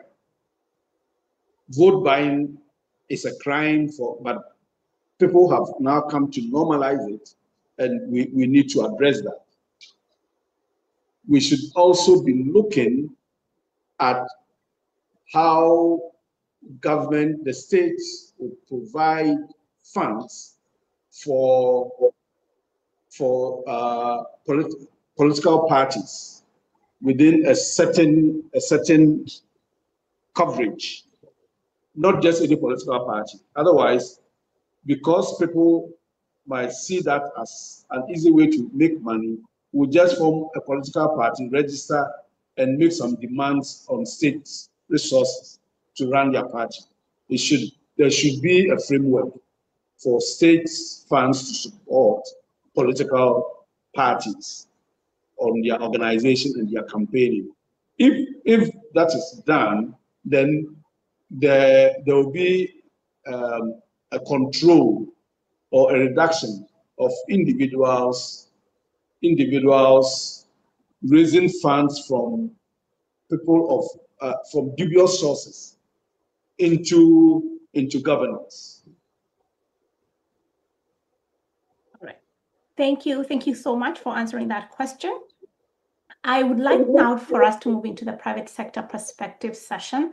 My name is Catherine Franklin. I'm a CPA by profession. And so the idea of corruption and anti-corruption for me comes from the space of what we call internal controls. So as I was listening to Dr. Diana, when designing accounting systems, you need to include internal controls to prevent corruption and misappropriation of funds and such. But so for this panel, we're going to have two panelists. We're going to have Ife Okula. She's an attorney and founder and president of Impact Her. And the other panelist will be Ambassador Omunu Akaderi, and he's the CEO of Federation of West African Chamber of Commerce and Industries. So I'd like for both of you to unmute yourselves. And what we have about 30 minutes because we lost a little bit of time. And what I'll be looking for you is spend about 2 to 3 minutes to introduce yourselves, to tell us about who you are and what you do, and then we can go on into the questions. Let's start with you, Ife. Hi, good day, everyone. It's a pleasure to be here. And thank you to Dr. Olivier and the rest of the team for inviting me to this wonderful session. I am Efe Yukala, founder of Impact Her, an organization that has supported over 200,000 African women entrepreneurs across 54 African countries and 7 Caribbean countries, helping them get access to finance and build scalable businesses. Thank you. Awesome. Thank you, Dr. Ambassador Ominu. Thank you very much, Madam. Good afternoon to everybody. My name is Akadiri Amin. I'm the Executive Director of the Federation of West African Chambers of Commerce. We are about 55-year-old organization. We were set up since 1972 to be the premier voice of private sector in Africa, in West Africa. We do have observer status at ECOWAS Head of State Summit, and in Africa Head of State Summit to bring private sector voice position in all policy that supports regional economic integration. Good afternoon to be with you. Over to you, Madam. Thank you. All right, let's start with you, Ife. And in your organization, where you help fund women businesses and empower women in business, how does corruption look, and how do you encounter corruption in your work? Great. For most of the women we work with, corruption sort of takes different faces, has different faces to it. But I think where we see this is mostly around where services are being provided, where women are being asked for bribes. So in fact, when we talk about corruption, I talk about women and youths as the silent victims of corruption. Because we often talk about corruption, from the development angle, right? It's hurting development. But when we sort of dig deeper and we see how many women and youths are unable to do businesses because they cannot afford to bribe that person who can get them the government contract, or they are unable to, pay that pay-to-play fee that the custom officers may be asking for, that becomes a problem. That means that woman or that youth is unable to achieve her true economic potential, as a result, holding the rest of Africa back, right? So for us, we in fact we did a survey on this years ago. We found that in trade, this is women that are participating in cross-border trade, 70% of African women that responded to a survey of over 3,000 women from 46 African countries reported that they, at one point in time, were being asked for bribes to be able to get their goods across the borders. So that is what it looks like for most women. Thank you. I'm going to ask you the same question, Ambassador Minu. And how do you encounter corruption? I mean, as a Chamber of Commerce, I imagine you are working with business owners. And so how does corruption look in your sector? Thank you very much, Catherine. Talking about corruption is very, very difficult to tackle. Because when you say corruption, you have somebody, and you have somebody is giving, somebody is receiving. And how things are going is we, as a regional organization, we focus especially on what is going across the border. as my fellow partner just said now, what is going, if I take, for example, a Lagos-Abidjan corridor, for those who know very well the West Africa, you have to travel from Nigeria, Benin, Togo, Ghana, and Cote d'Ivoire. So if you take your passport, for example, want to pass the border, you need about 8 stamps on your passport. It will take you more than time that if you want to pass and pay what people need. You go to the police, they ask you for money, as she said, that is what is affecting especially SMEs within the region. We, as a business support organization, we work with the government because our role is to bring private sector voice in policy harmonization. We have a very good policy that work against the corruption within the West Africa. We comply with the United Nations anti-corruption, we comply with the UN Convention Against Corruption, but there are some country or some agency who deliberately don't want to comply with the regulation. As a businessman, want to pass the border, you have to expedite. So by having challenge to pass, you need to, sometimes you have to pay and pass quickly. So what we do is to make sure that we sensitize our members. I really appreciate the study from Dr. Diana Dakhla. She work on hospital. Can we do the same at the border? Can we do the same where businesses used to face government agency? And having this platform that we are discussing, public sector, private sector, civil society, is a well-designed platform to discuss and see what are the policy that we put in place. Because as businessman, you import your good, you want to pass the border, for example, you need to get your good where you want to go. But if some people are there, let us together sit down and identify who are not to comply with the regulation. So if I come back to my organization, what we do is that we make sure that we sensitize our businesses through National Chambers of Commerce. We sensitize our government agency through discussion we are having with them. And we discuss with academia because we believe that it's through academia that we can be able to identify where we have to tackle and advocacy to have everything work well. Very good. Thank you for that. Question, okay, a follow-up question in that regard. So what do you think is a cost impact for doing business because of those corrupt practices, especially as you're mentioning the border? What do you think is the impact of the cost of doing business? The cost of doing business is very, very enormous. It's very, very enormous as I said. The good that you suppose, for example, in West Africa, we have a policy on a ECOWAS trade liberalization scheme, who said when your good is registered as originated from West Africa, you can pass the border without paying a custom duty. You just pay the tax.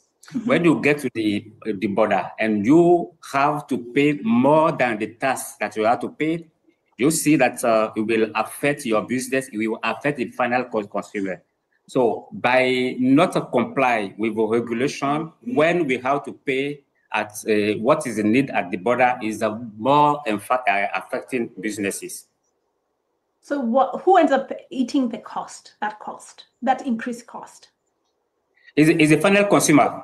Yes. Is a final consumer, because when the businesses want to pass on his good, any money, any tax, anything that will affect his product will directly impact the final consumer. Okay, thank you. Thank you. I would argue, I think, to add to that, right? I would argue the costs, who pays for that cost? I would say Africa as a whole, right?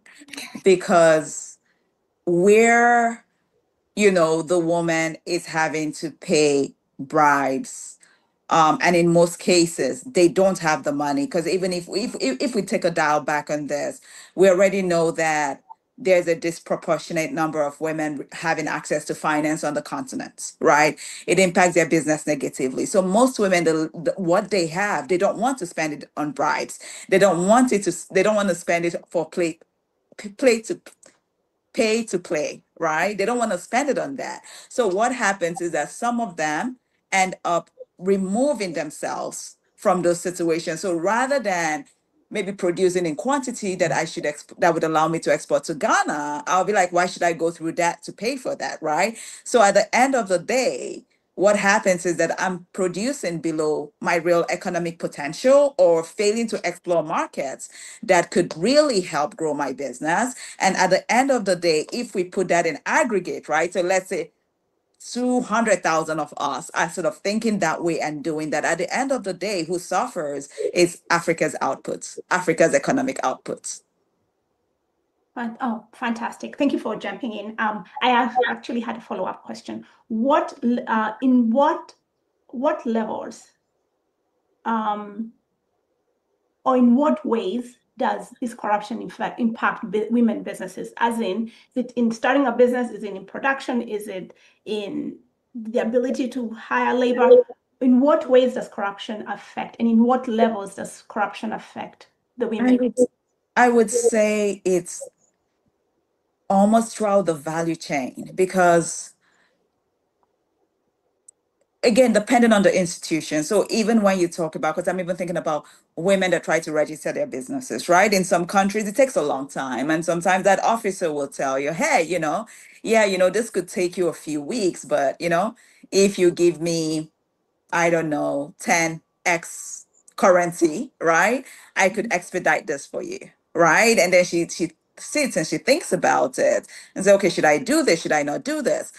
Where we talk about public procurements, for example, sometimes they're like, yeah, there are 5 companies that are bidding for this project, but madam, I can really, really help you, right? And obviously they're not just telling the women, they're also telling the men, they're also giving them equal opportunity, but who really has the deeper pockets in most cases, right? To be able to afford that, to be able to absorb that additional cost, right? So I would argue that based on what we've seen, we see it almost throughout. Like, in fact, even when it comes to training. So in fact, I would use this as an example. There was a country we wanted to offer free trainings to, and we were talking to the government department that is actually in charge of new graduate trainings. And we approached them, we're having this discussion. They're like, oh, that's great that you're coming to come provide this training at no cost to our recent graduates. That's great. But before we, process this for you, you have to pay us X or Y. You have to, in quote, you have to settle the office. That was the language used, right?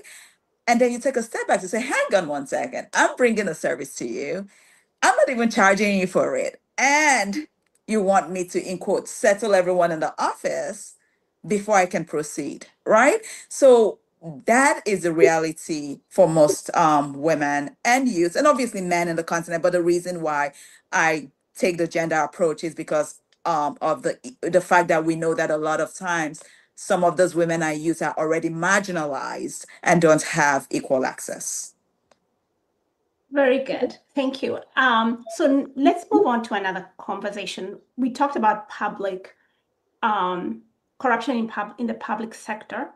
And obviously, part of what constitutes corruption in the public sector is we end up with unfunded or underfunded infrastructure or poor infrastructure, poor public services, power gaps. And so for the both of you who are in the private sector, how does this impact trickle down to your sector? Let's start with Ambassador Akaderi. Yes, as I was explaining before, the lack of infrastructure affects business. The lack of power affects business. But any lack that affected the business, as me working with a private sector, is the consumer who is fully affected. Because if I have to take my good and the infrastructure is not the one we need to work, I would like to find a way to get where I'm going. So, for example, in West Africa, you want to travel from point A to point B by air. the cost of the tickets is about going to US 2 times and come back. But all that one is affecting the business. You want to establish your infrastructure, for example, in one country in the West. I don't want to nominate a country, but you don't have the energy to work. That one is also affected. Any investor who want to invest in our region, who identify that we have lack of infrastructure, lack of energy. Even in the administration, the service is poor, but all the efforts to invite a governmental agents to comply with what we're supposed to do is not possible. Let me take an example of last 2 weeks ago, we have in Nigeria the West Africa Economic Summit. And one of head of state, the head of state of the Republic, he came publicly to identify who are the people who are making this possibility for corruption. But how are we going to make sure that we go beyond that? As private sector is available to work, but how can we establish this dialogue between public sector and see what is the impediment to have a good environment for business? All right, fantastic. Then what about Ife? Yeah, so the impact on the private sector is, I would say, for one, market entry. I speak to a lot of investors that say, you know what, like this looks like a good opportunity, but I don't want to come into a country and invest in this, in quote, this private sector business and have issues that come out related to corruption out of it, right? So people become wary of that narrative that they're hearing about the continent or about a certain country. And obviously, I always tell them, show me a country that has no elements of corruption in it first before we continue the conversation. Because I feel like different countries have this problem, but it depends on, how they're tackling it, the measures in place to solve for it. But I think that it's a deterrent to having more foreign direct investments, which at the end of the day also impacts our private sector businesses, because those people are looking for investors to come in and have conviction in that business abilities to grow. The second point I would also say is that corruption also leads to, in most cases, in the private sector, not having the best product out. So let's say where you have a government puts out a bid, right? And rather than the person with the best skill set, combined with the best offer in monetary terms, winning it, it becomes the person who was able to, in quotes, settle everyone properly, right?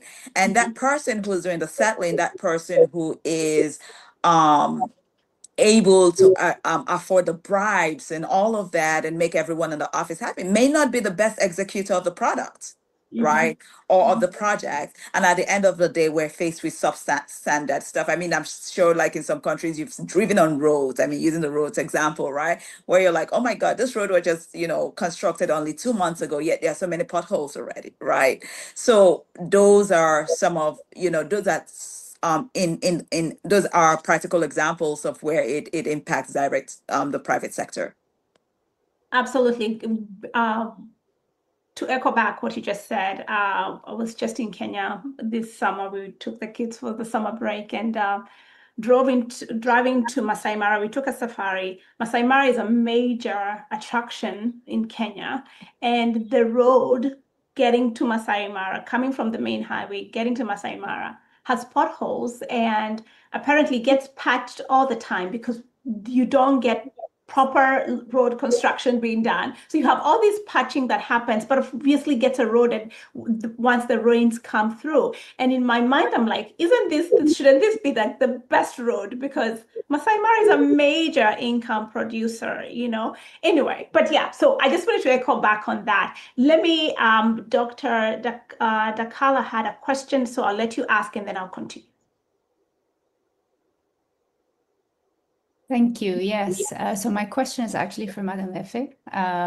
Thank you for your intervention. And I was hoping you could elaborate a bit more. So you mentioned that 70% of the women, I believe, entrepreneurs that you surveyed said that they reported paying bribes. So I was hoping, and then you mentioned something that I thought was important was that a lot of them end up downsizing basically what you might think of as their economic footprint, right? Or their operations. And so that means their economic footprint is smaller than it could potentially be. I was hoping you could talk a bit about if you have a rough estimate at all of basically sort of what you might think of as the percent of women who end up, women entrepreneurs or business owners who end up adjusting basically that footprint, that's one. And two, also, what percent would you say actually end up making a decision to exit? Because I think these are different ways of potentially thinking about impact that are important. And in particular, you also mentioned that these bribes are paid at different points for different reasons all throughout the supply chain. And if you have any sense of basically where along the supply chain, the issue becomes particularly problematic. Yes, thank you.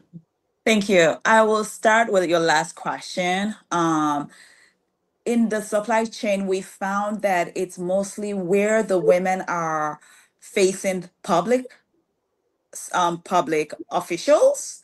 So if you're starting a business, you have to register your business, right? And sometimes that process is very delayed. That sometimes you have to go to the office to, in quote, settle someone first, right? Or they're trying to get their trademark registration. So maybe they've already started, they're deep in, but they feel like, okay, now I need to like register my IP. You face that problem again. Even when you're paying your taxes, you face that problem because sometimes in some countries the tax agents would come around and come and harass you. "Oh, you've not paid this tax," and you're showing them all your tax receipts, like, "I've paid this, I've paid that," and they're like, no, but there's this one, like, you haven't settled what they will call the area boys, right?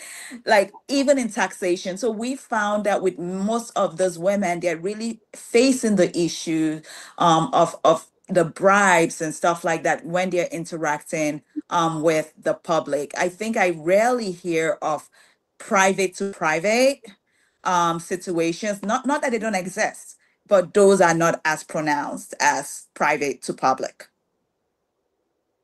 With regards to your other question, how many women or what percentage of women have decided to exit? The survey didn't cover that for us to get a good number, but we got a lot of women talking about that. In fact, the example that I believe Dr. Kabiri, I hope I pronounced his name right, Kadiri mentioned, it hits home. There's a woman, for example, who was trying to export under the AFCTA regime.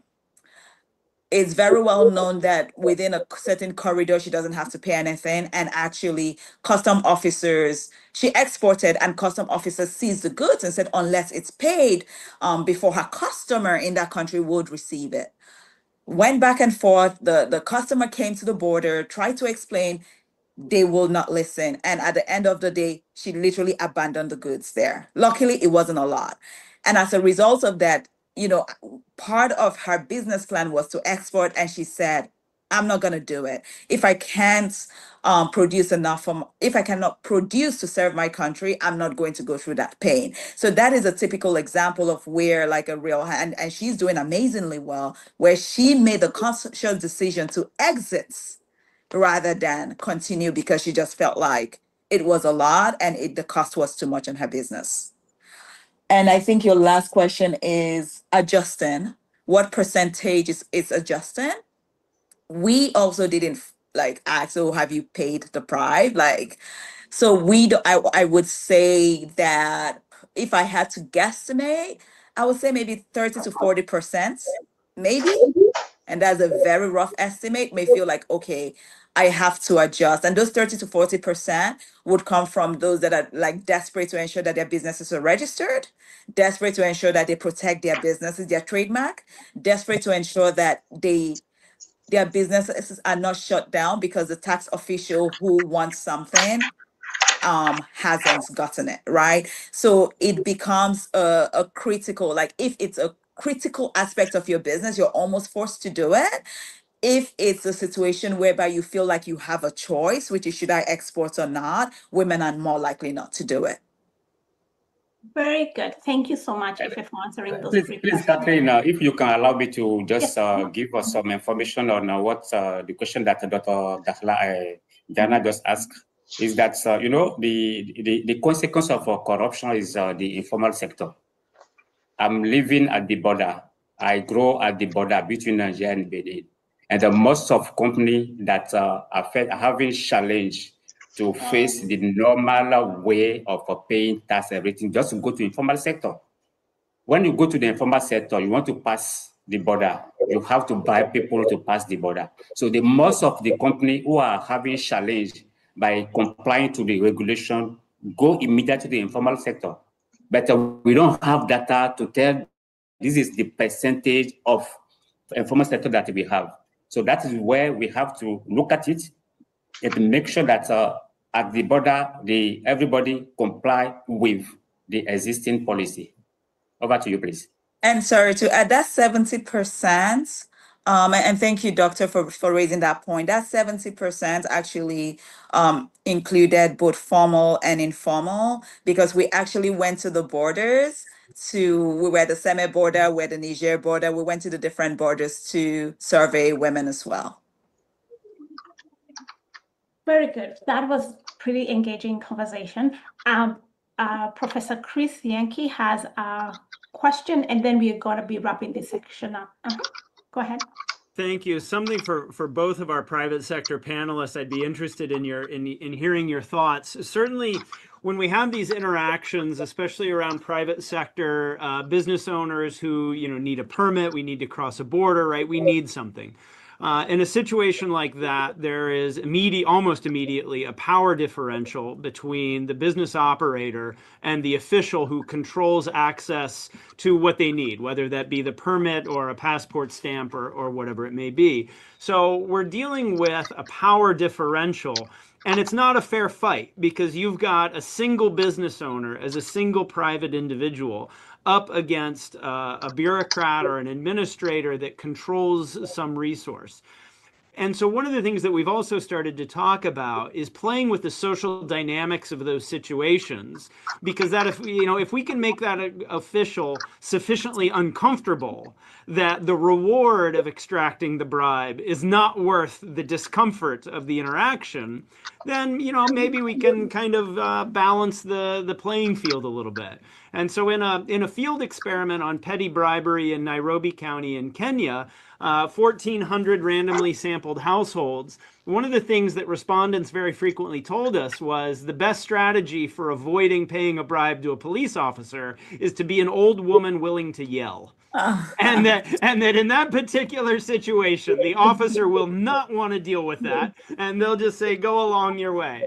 And so in that spirit, I know you hear from a lot of business owners that do have a lot of problems, but are you anecdotally hearing anything, from women business owners or from others, right, that give you some suggestion maybe around situational attributes that help them avoid these kinds of problems?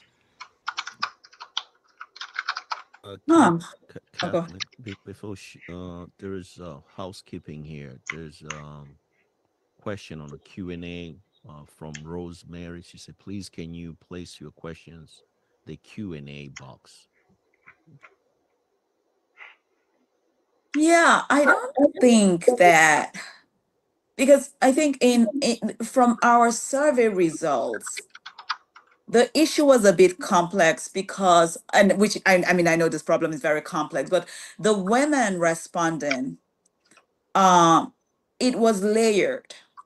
They felt that sometimes there were cultural or tribal related issues. So let's say a woman who meets an officer who speaks her language may ask for, bribe, hey, settle me, or, what do you have for me today, right? And if that person is from an area she's from, or they speak the same language, she could be able to speak to that person. It doesn't mean it goes away, but hey, you know, you're my brother, you're my sister, whatever it is, and be able to somewhat negotiate with the person.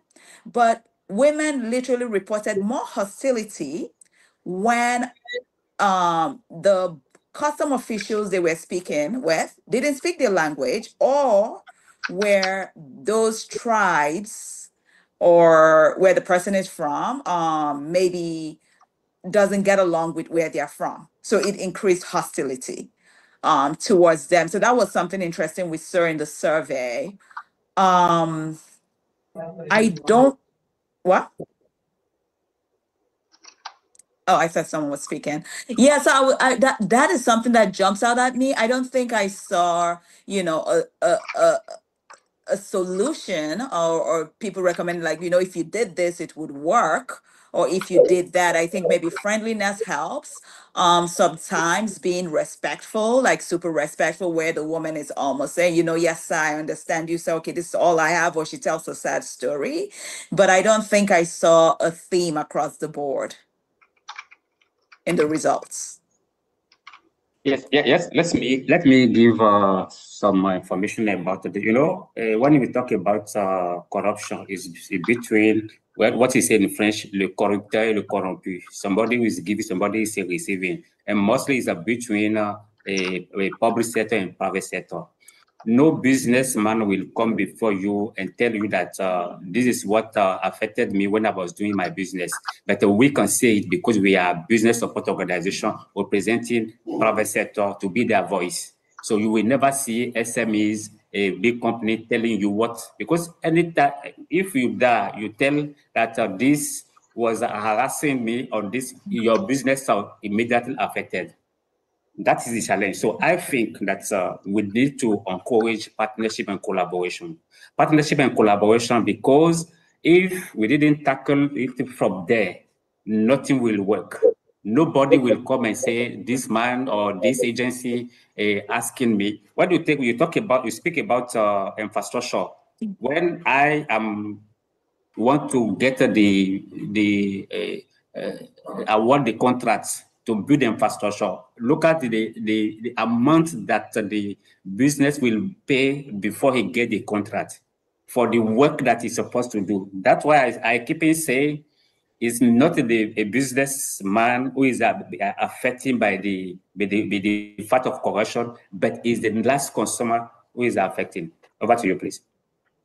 So I, in relation to what Professor Chris mentioned, a few years ago, quite a few years ago, when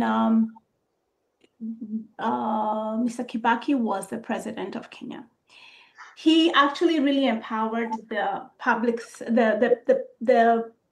citizens. And so when it came to corruption, for example, you talked about, you know, bribing a policeman. He would, you know, traffic stop where many times there was a traffic stop that was not uncalled for, especially with the public transportation, which we call the matatus. The citizens citizens kind of like a citizen's arrest. They would refuse, they would boo and make so much noise so that the driver would not pay the bribe.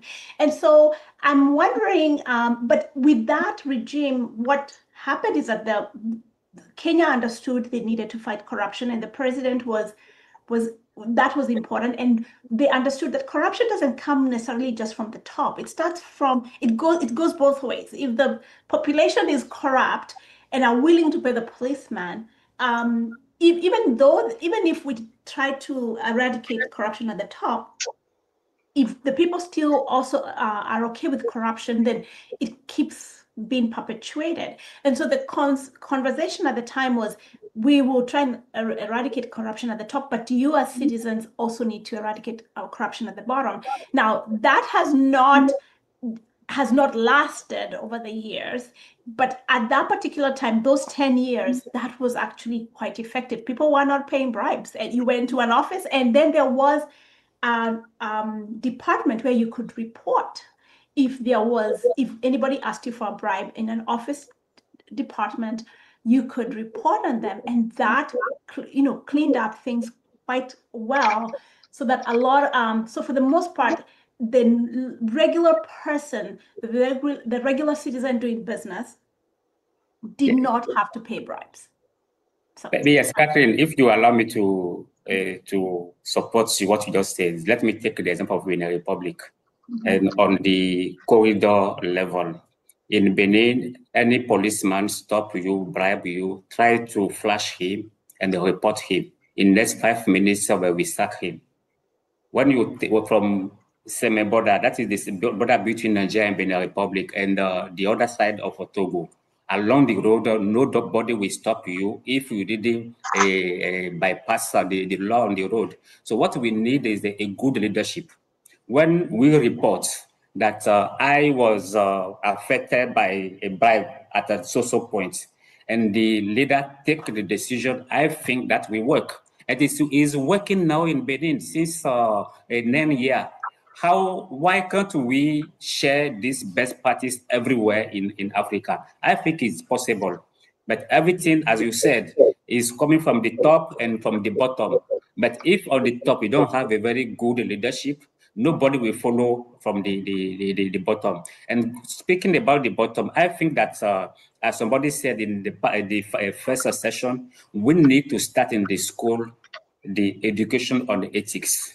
Because if we teach people very well what you're supposed to do, I believe that even if somebody is trying to bribe you, you will look at behind you. That is it. I fully support what you said, but we have a many example in Africa, but we have to make sure that we support this very good example. Over to you, please. Thank you. We are going to wrap up this section. I know there are some questions, but we have run out of time. So I would like to give you, Ife and Ambassador Akaderi, 1 minute to give your parting shot, and then we'll move it along. Yeah, I think that when we think about corruption, right, I completely agree with you. Corruption is decentralized, so the solution needs to be decentralized, right? Other thoughts is that with regards to education, I do believe that where the countries are also able to create more jobs for the people, because the problem we have on the continent now is that we have so many graduates, but the market can't absorb everyone, right? Entrepreneurship it's striving, but it's not the easiest, it's not for everyone. But if we have more government policies and more enabling environments that would help us grow the entrepreneurial sector, it could also help have some positive impact on reducing corruption. It wouldn't eliminate it, but it could help. And lastly, I think we have to keep thinking about corruption, not necessarily as just a moral failure, but also as a systematic failure that requires global accountability. Thank you very much, Ife and Ambassador. Yes, thank you very much. I think that we need more information, more sensitization. This type of a platform that Dr. Kamanzi just set up, we need to come back again with a concrete example to share with academia, because we believe at FEWASI that private sector should work alongside with government, civil society, media, and co-create an anti-corruption policy that are very realistic, enforceable, and sustainable. If we do have a such kind of a policy in place and we sensitize our members, I think that we can never eradicate a corruption, but we can do something. When somebody come, we say, I swear on Bible, I swear on the Quran, but ask them to swear on our local divinity in Africa, for example. Nobody will do it. I put this one on the table to look at it. If we fail by looking in the traditional swearing, why can't we use our local swearing to see if somebody will pass through this corruption? Thank you very much for allowing me to come on this platform and share with you what I think. This that I said is a private, a personal a position on how we can eradicate corruption. It is not an official position, because I believe if you invite any businessman here, to talk about corruption. He will never give you what is affecting him in his business. Thanks us again for everybody. Over to you, Catherine. Thank you very much. This Catherine, was if you don't mind, I know you are transitioning to another part. I want to talk to Ambassador Aminu Akadiri quickly. You know, he represents 15 countries in West Africa with his Chamber of Commerce. He has a big impact on the private sector. I really appreciate you for coming here to be sharing with us, really representing all of this private community in West Africa. I just want to recognize the work you do in West Africa. Thank you very much, Dr. Kamanzi. I send back to you that recognition. And I want to remind people that your Chambers of Commerce and TWASI, we are in partnership. I think we can leverage on that partnership to work with the academia that we have here. I recognize Dr. Diana Daklala study. We can use it with FA. FA, we are working together on the Africa Union visit platform. We can use it and take what are we affecting across the border. And that will be a platform, or that will be an advocacy paper that together we can use and invite anybody that want to support how we can eradicate or how we can start working against corruption. We can use it. Thank you very much once again, Dr. Kamanzi. Yeah, you're welcome. Thank you so much. This MOU we have what enables U.S. businesses who want to do business in West Africa. Do we have a reciprocal membership? You can go start your business in West Africa when you are a U.S. company, and then have the chamber supporting your business as your equal member to West Africa. Just how this partnership is very, very strong. Thank you again, Ambassador. We appreciate you. You're welcome. Fantastic. That was a robust conversation on about private sector impact. So I'm going to turn this back over to Patrick Nigulu, who will look into the civic society perspective. And then at the end, go ahead and invite Dr. Kamanzi to do the vote of thanks, as well as the closing remarks by Dr. Chris Yankee. All right. Thank you. Thank you, Kathleen, again for giving me this an opportunity to moderate this. I think it's the last session. Let me welcome, where she is again, Dr. Mariana Camara. Did I pronounce this right? And Mariana Camara. Yes, ma'am. And Freddie Oladinde. Mm-hmm. Let me start it with Mariana, Dr. Mariana. Welcome. Thank you. It's a great pleasure to be here. I want to appreciate this initiative and thank Professor Chris Yankee, but also the Africa Global Chamber of Commerce, because I think it's an important conversation, and I'm here as someone from civil society in the sense that I'm from the academy at the University of Cape Town, the Nelson Mandela School of Public Governance. But I also come from civil society, where I was involved in many initiatives to support anti-corruption efforts in a range of ways. So thank you for the opportunity. Freddie Oladinde. Thank you. Thank you very much, Patrick. And first, let me express our deep appreciation to Dr. Oliver Kamazi, Professor Yankee, and of course, yourself, Dr. Patrick Ngula, and the entire organizing committee for convening this timely roundtable. I am Fred Oladinde, serve as the president of the Foundation for Democracy in Africa, a nonprofit organization based in Washington, D.C., which I co-founded in 1994 with a vision to promote participatory democracy, economic freedom, and sustainable development throughout Africa. It is an honor to join this distinguished group of leaders, experts, and scholars committed to forging an effective anti-corruption agenda across Africa and the West.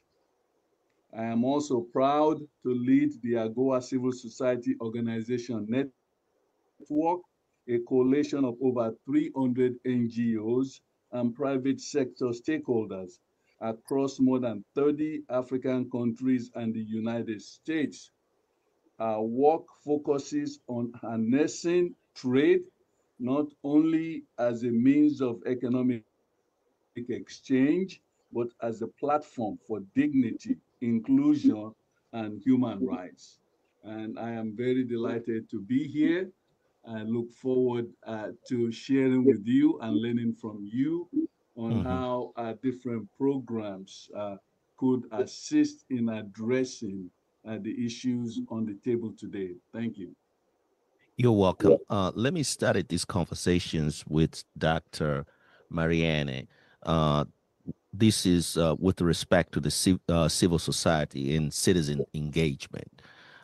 When we talk about civil society and citizen engagement with respect to the anti-corruption in Africa or elsewhere in Western countries, what roles does civil society play in holding public officials accountable in Africa versus in Western democracy? Welcome. Thanks, Dr. Patrick. So that's a big question. What role does civil society play? A key role when it comes to accountability. But when I was preparing for this session, I was thinking more broadly about the roles that civil society can play. And I came up with, I think it was 4 or 5 C's. The first one is a critical role, right? In terms of oversight, in terms of advocacy, in terms of monitoring. We've heard of the role of investigative journalists. I mean, they play an absolutely critical role in terms of giving voice to some of the corruption concerns that we have in our countries. A second role is actually something which is happening right here, is that of convening. And civil society, the African Global Chamber, but also universities coming together to share ideas. In the context of South Africa, we had something called the Civil Society Working Group on State Capture, which really had over 20 organizations in civil society with a common objective to support the Commission of Inquiry into the allegations of state capture, the Zondo Commission, but also to hold it to account, to make sure that there could be some consequences. Another convening platform of civil society, I'm thinking about the platform PLAF to protect whistleblowers in Africa, which is once again an extraordinary civil society space of convening information and stakeholders.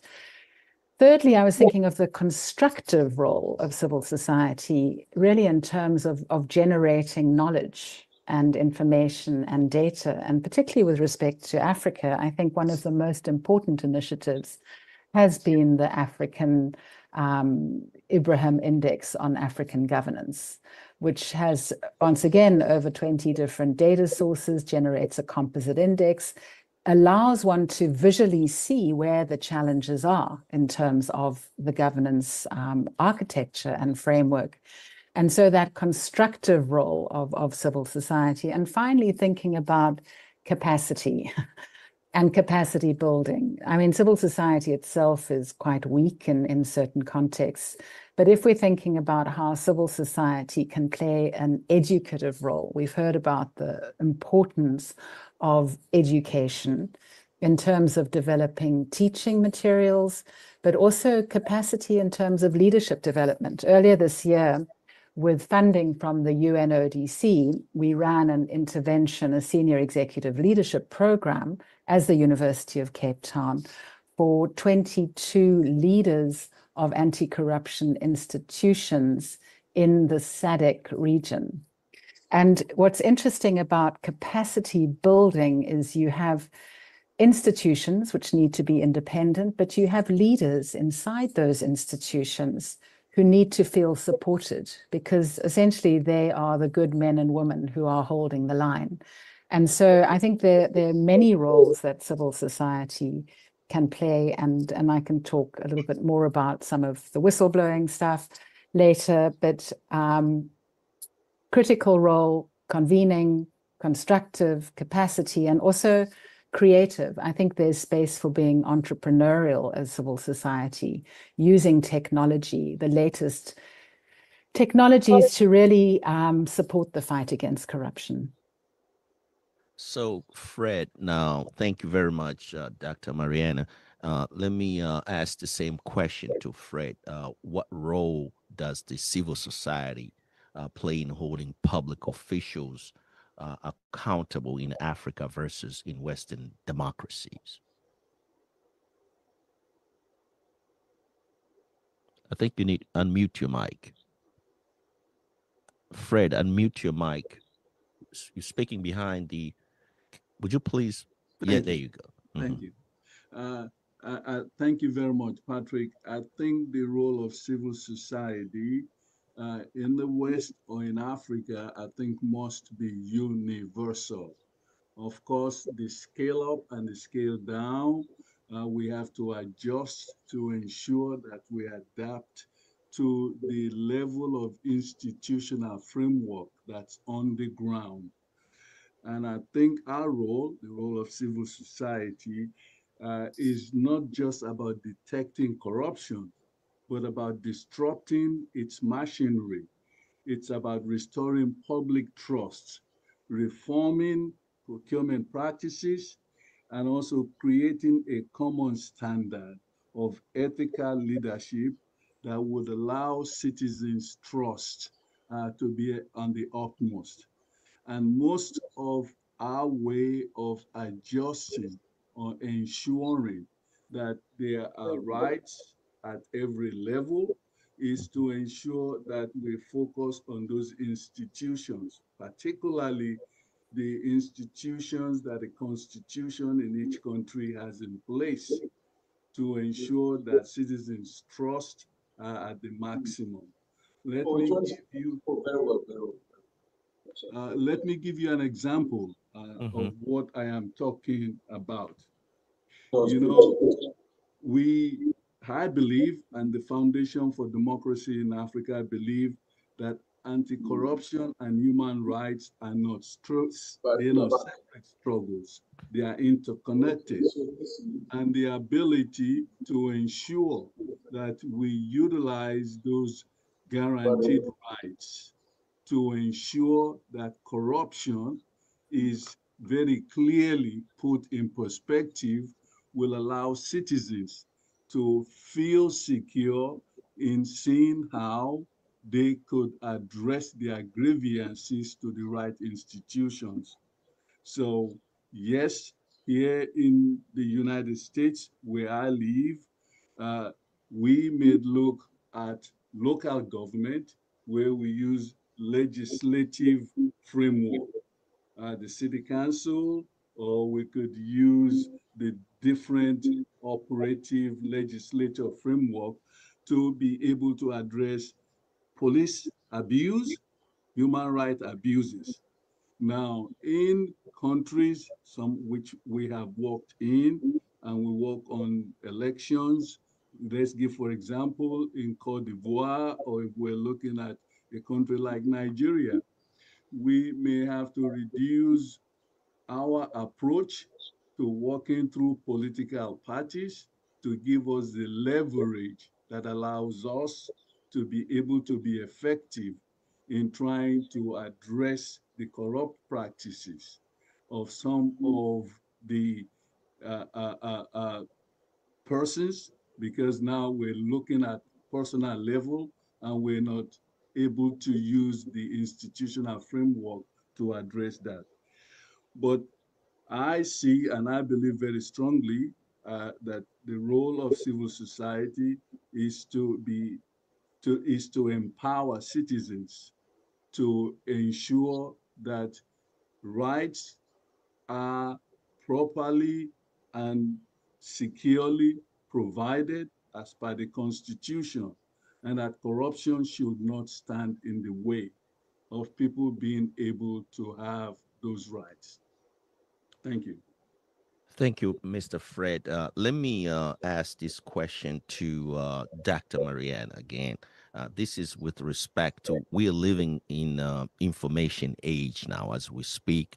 We're using a lot of social media to address some of the issues that we are facing in our society. So what is your response now with respect to do you think the digital platforms and whistleblowing, because you just alluded the word whistleblowers, mechanism being effectively used by the citizens? Sure. I liked what Fred, my panelist, said about corruption as a human rights issue and fundamentally unjust. And so citizens in that respect can be angry. It's how they channel their anger in a way that is heard. And so if technology can do that, then that is useful. And you mentioned the issue of whistleblowing as a way to raise concerns, but possibly technology can be used. We need to make sure that people are safe, right, when they do raise their concerns. And when they are angry, they take to the streets, and you're seeing that in Kenya. And so once again, it boils down to a responsive leadership which listens to citizens and which cares. I think the large-scale mobilization and active citizenry you saw in South Africa when it came to the state capture era, which unfortunately is not over, but was really about what was highlighted by academics in their seminal report called Betrayal of the Promise, because the promise had been for and is enshrined in our Constitution, a better life for all. And so when you ask South Africans what is the most important issue in terms of survey data, corruption is not the most important issue. The most important issue for citizens is unemployment. And so we know that that is linked to poverty, inequality, and the legacy of apartheid. But 30 years into our democracy, South Africa is still the most unequal country in the world. So there's anger among citizens. We're not an investable destination. And we are thinking in this panel about, the sort of role of business, civil society.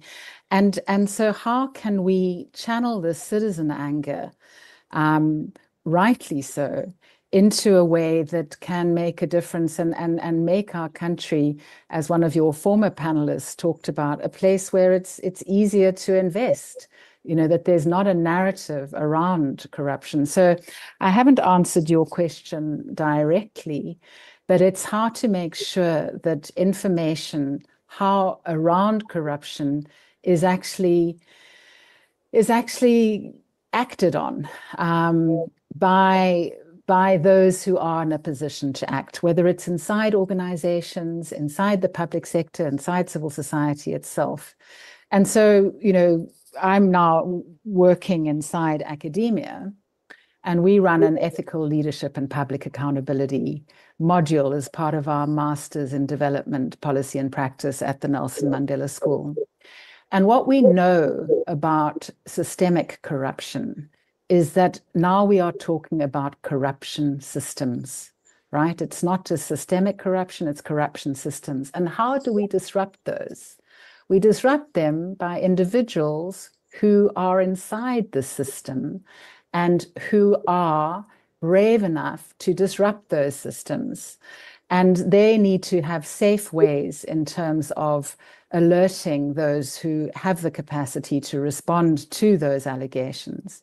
And so we teach people, I don't know if it's possible, but we try, through moral exemplars and professional moral courage, about how to raise their concerns in a safe way. And so if technology can be used to do that, whether it's anonymous whistleblower protection lines or, you know, some way of getting that information, and then hoping that people who are in a position to respond, who care, who lead ethically, will do something about that. So the question is, somebody can ask, are we doing less? Are we doing more with respect to the finding some of these measures to disrupt some of these, to disrupt the corruption? But we have disrupted a lot of traditional way of how we do things, such as ride sharing here in America, Airbnb. Why not corruptions? Where are we failing? What is your response with respect to that? Are you asking me? Yes, ma'am. How to solve the corruption problem? I mean, I think what has rightly come through in this very, very interesting workshop is how everyone is struggling with this issue, right? Mhm. And we have to learn from cases where there are interventions to make a difference, and then see how one can learn what is going on there. So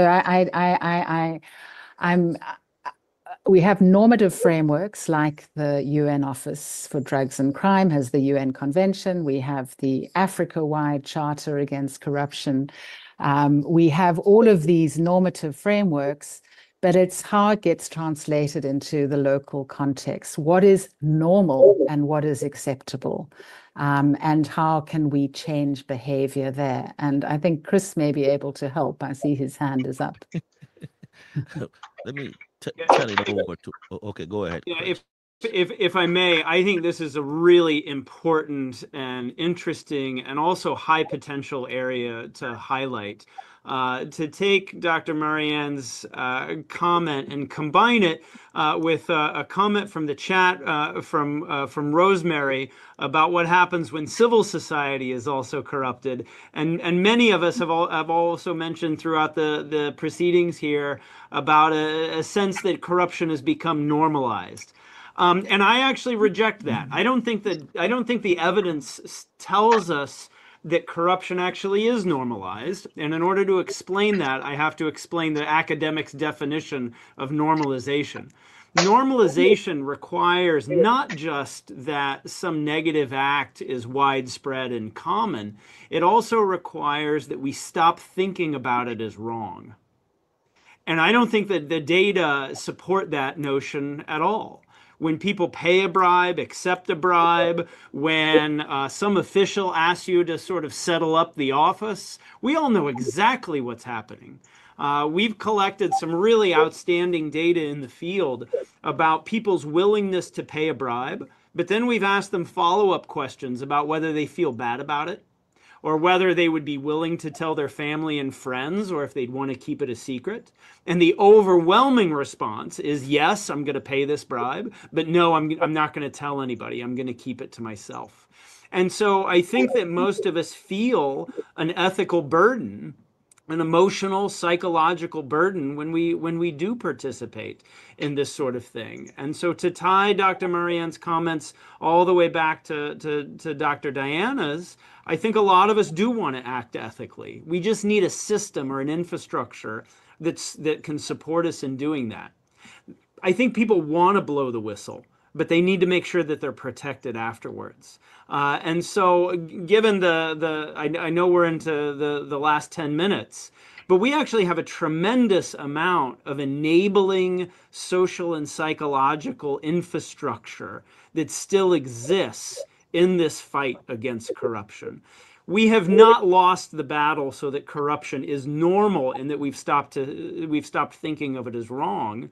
Right? There's still a broad recognition of the damage done, and people want to do something differently, which is why, you know, sort of anti-corruption and ethics training, right, to normalize anti-corruption, and as Marianne has said it previously, to humanize anti-corruption, to give us examples and role models of people who do the right thing, to give them systems that protect them when they want to do the right thing. This can be part of our concrete movement forward. We have the 800 numbers and the anonymous reporting lines. You know, some of this is, right. We can build on these things. So to me, that's a real positive and a part of the enabling fight against corruption we have now.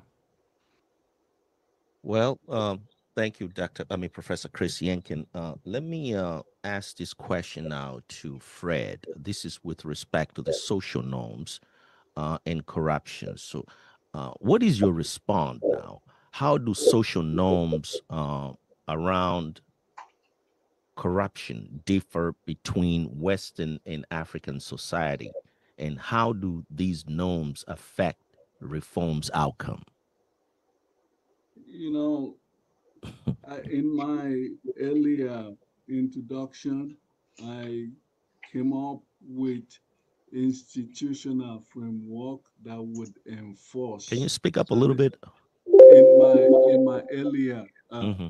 introduction, I talked about the need to strengthen institutions that Mm-hmm. can enforce and also ensure that the abuses of corruption, the effect of corruption, that we have institutions that can, when a whistleblower goes out and make a complaint, or if there is an abuse in the procurement process that affects another business, that there are institutions that we can go to and we will do the right thing by ensuring that there is enforcement.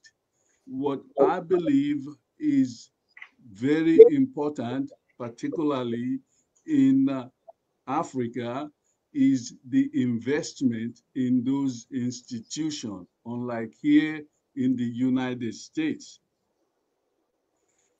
Because even when you use the social media to bring out corrupt practices, and those that have been responsible for the corruption still are out there doing more, and there is no way of bringing them to face the ramification of what they have done.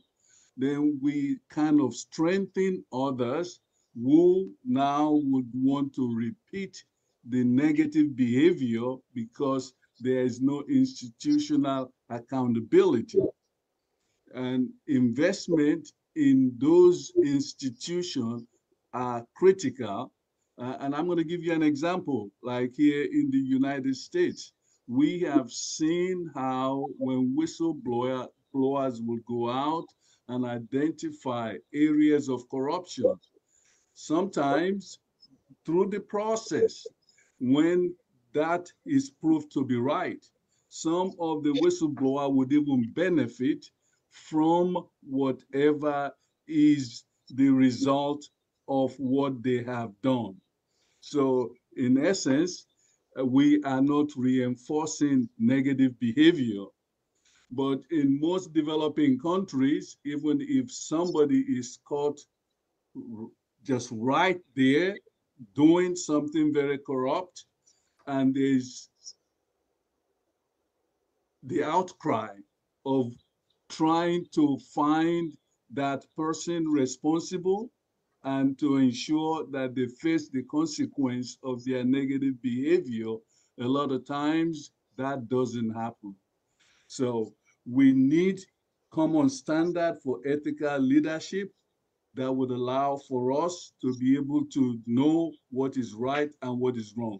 But we also need institutions that will make sure that if I or yourself will do things we shouldn't do, that there's a ramification for it. We cannot just go out and do things, because when we are able to do that, then what we are allowing the environment, the ecosystem that we're putting in place is one that, you know, as long as you can beat it, you can live with it, and the system is not in place to address what needs to be done. Thank you, Mr. Fred. Let me, I'm going to give you like a minute or 2 minutes to respond to this last question with respect to the comparative also in cross-regional learning. Dr. Marianne, you in South Africa. So tell us, what is your response now? What can African governments, particularly the South African government, learn from Nordic countries in reducing corruption? And then the same question to Fred. Let me start with Dr. Marianne. I want to turn that around. I think the rest of the world can learn from us because not only have we become the state capture capital of the world, we're also creating institutions and systems which can address our unique problems. I'm listening at the moment to a very interesting set of podcasts on the Kickback podcast, which is the global anti-corruption podcast. And they have a series on corruption in liberal democracies. And if you want to learn all about it, what's happening in Australia, what's happening in the UK, and what's happening in America, there are no exceptions. But I think in terms of our unique context, we have to develop strategies which address the direct problems which we have, which in some ways are unique, in some ways they aren't. And I think if we can frame the issue of addressing corruption as that of addressing injustice, I think that'll land easier. I think there's some very interesting initiatives around, public shaming as a way to stop corrupt behavior. But if there is no shame, I think education in terms of what is ethical behavior, starting at a very young age, is probably going to give us something more hopeful to work with. But thank you. Thank you. Fred? I think anti-corruption does not start with laws. It starts with citizens. Let us resource institutions that train activists, journalists, women's group, and local entrepreneurs to lead from below. That's going to be very important. And we should also work in terms of stopping corruption from hiding behind national borders through regional approaches that would ensure that we have standard procurements, processes, and that we have open contracting platforms and civil society-led observatories. And last but not the least, I also strongly think we should embed ethics in economic policy. That's going to be very important, whether through some of what we're doing here in the United States, using framework like the African Growth and Opportunity Act, and as we work now on the Continental Free Trade Area or other domestic growth strategies. Let us ensure that trade and investment policies have built-in accountability framework, not just profit margins.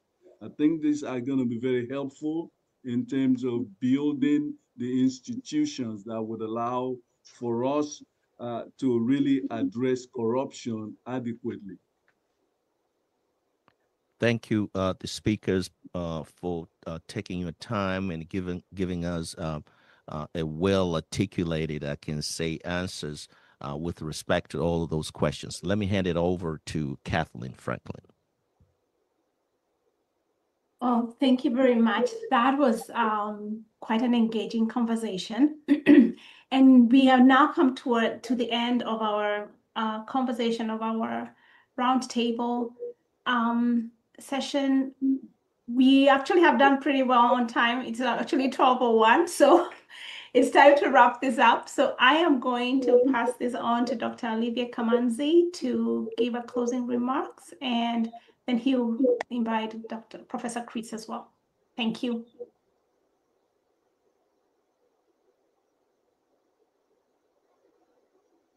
unmute. Thank you so much for both co-moderators, and then you combining MC and the co-moderators, Catherine Franklin. Thank you so much for the powerful work well done, and Professor Patrick Nigula. So thank you so much, you both. You led us in this conversation, digging deep for amazing, powerful questions to our panelists. Thank you so much. I have to thank my partner, my brother, my friend, Professor Chris Yankee.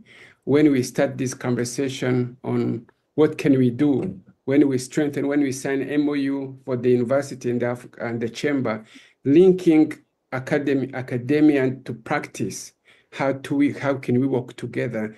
This is in alignment with the conversation today, how collaboratively and can work together to address some issues, societal issues we are facing today, one of them being corruption.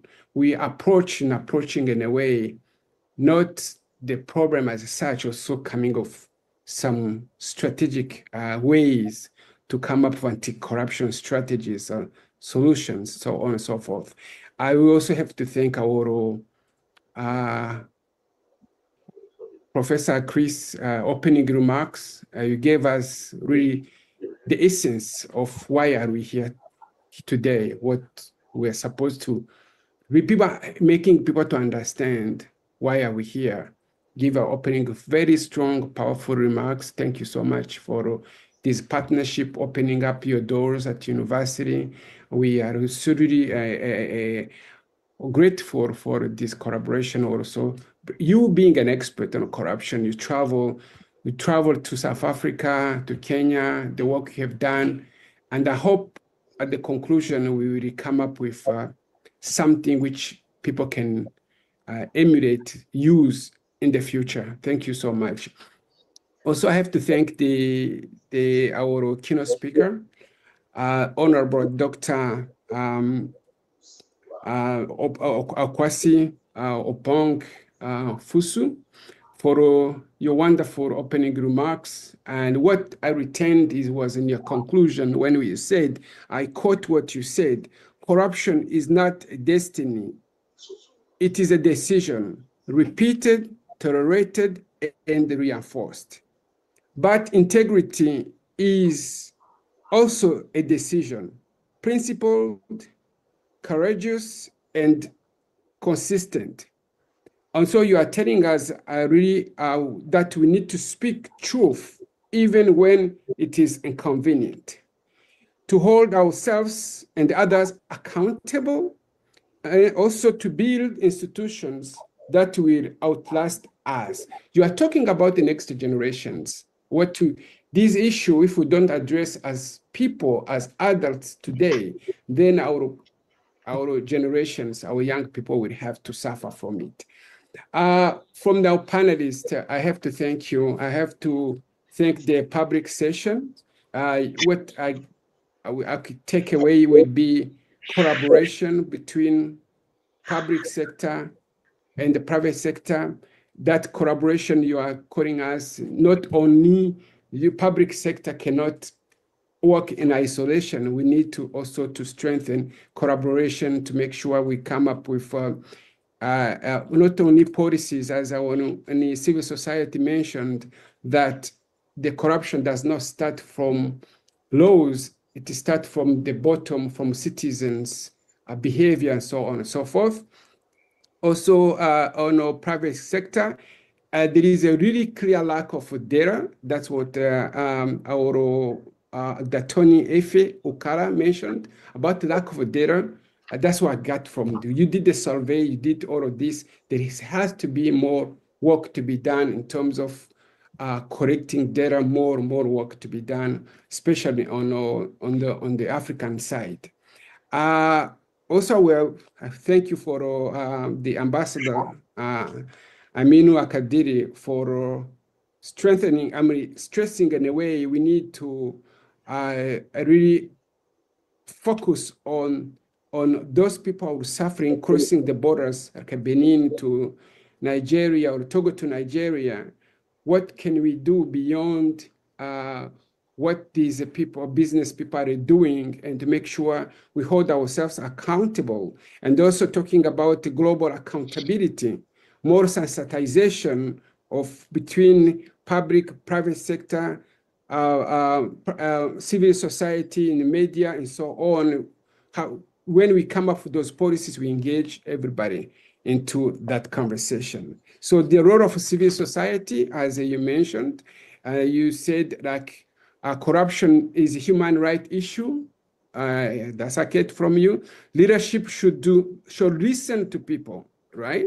And also, how can we channel the citizens into the areas where they can invest? How do we attract investments? How we can tackle this systemic corruption? So, Dr. Mariana, Marian, you mentioned about systemic corruption, and you talk about the corruption is of not really systemic corruption, being now a corruption of systems, right? If I understood you very well, how people can raise their concerns in a safe way, environment. So how can we change our behavior, right? We need to change our behavior. Anti-corruption strategy, I mean, maybe we can have corruption strategies and then trainings so that you can really some of the solutions, some of strategies we can use to combat corruption. You mentioned, I'm talking about the panel on civil society, how to have a leadership and an ethical leadership, and the setting up institutions that really combat more institutions, that combat more corruption, and starting from ethical leadership and also going at the bottom. And then I will conclude on this, what you said, Fred. You are saying that corruption, we should not, even you have a base laws, even you have a base institutions, but you still have to address the bottom people who are being affected every day. If they are sensitized, if they are included, lack of inclusion is also an issue we have to address. As you mentioned that this corruption is human rights issues. If our living standards are compromised, then the whole system will be compromised. So once again, I have to thank everybody. As I hand over to my brother, my colleague, Professor Chris, I thank everybody, all people who have participated, attendees who were not in this panel, but you actively asked questions. We thank you for being active today. This is just a beginning to address the issue. We're gonna do our best to continue this conversation as we move forward. I think in your closing remarks, maybe you tackle some of things I may not have talked about it. Thank you so much. Thank you, everyone, for a really outstanding few hours together. If my first role in this event was to kind of set the stage and the big picture, then I think my last contribution is to suggest a precise way to try to move forward. We understand the systemic nature and the institutionalized nature of the problem. And to be perfectly honest, nobody here has the capacity to change an institution. So I want to start to point a way forward, following on Fred's really fantastic concluding comment that anti-corruption starts with individuals. And nothing could be more true. Right? The pathway to changing an institution occasionally is from the top down, if you can really coordinate a legislative and executive together, but that's a very difficult thing to do. Instead, if we start from the bottom up, as Fred suggests, we can treat managers and employees and heads of agencies as individuals. And we can deal with their individual circumstances and the individual challenges that they face. And when we approach the problem from this perspective, the situation doesn't look nearly as grim. Ambassador Akadiri tells us that private businesses are not going to want to talk about the corruption that they are forced to participate in. Nothing could be more true. Absolutely. Psychology has a lot of tools to deal with the stigmatization of negative events, to help people recognize the value of coming forward and open discussion, even when the behavior that they're forced into or participating in is highly stigmatized. We have strategies for that. How do we help whistleblowers stay safe? How do we provide the enabling environment where people who have not lost their ethical way, right, who want to do the right thing, as Diana started with a couple hours ago, how do we provide that enabling infrastructure, that enabling environment for them? These are not amorphous issues in a foggy institutional environment. These are things that we can deal with on a Tuesday on the ground inside real organizations. To tie this together, Mariana a little while ago had a really wonderful insight that I think needs to be reemphasized, that despite everyone's recognition of how much of a problem corruption is, it rarely makes the top of the list of things that people actually want to solve for. People need jobs, they need health care, they need reasonable infrastructure. Right? And so everyone, hates corruption, but I've got other fires that are burning. From a manager's perspective, they hate corruption and it's bad for their business. But what I really have to do today is get my goods across the border. And I have to go on with the daily business of my operation. Okay? And so this is where I think in a very practical way, we can bring in the partnership with academics.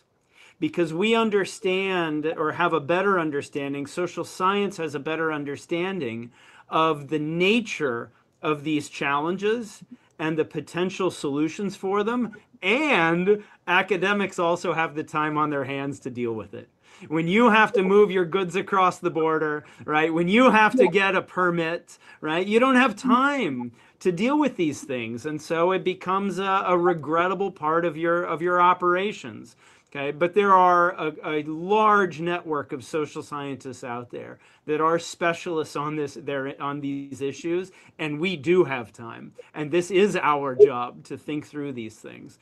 And so what I'll leave us with is a call for concrete next steps where we leverage the incredible network of organizations that is represented in our panel today through various chambers of commerce, through and related organizations, whether they're private or public sector, whatever it may be. Let's start to make these concrete introductions, and let's start to have concrete, clear conversations about what a different type of consultancy can bring to your organization. Because when we do that, I think we have a lot of tools and a lot of opportunities to really make a bottom-up difference in what can often feel like an overwhelming challenge. So with that, thank you again so much to our outstanding panelists. Thank you so much to my partner in crime here, Dr. Kamanzi and the Africa Global Chamber of Commerce. It's wonderful to have this first formal offering now in the bag. And thank you, not last but certainly not least, to our fantastic attendees who spent their time with us today and contributed so many useful and informative comments and questions. So with that, we look forward to the next iteration, and we wish you the best for the rest of your day or your evening. Thank you. Let's go!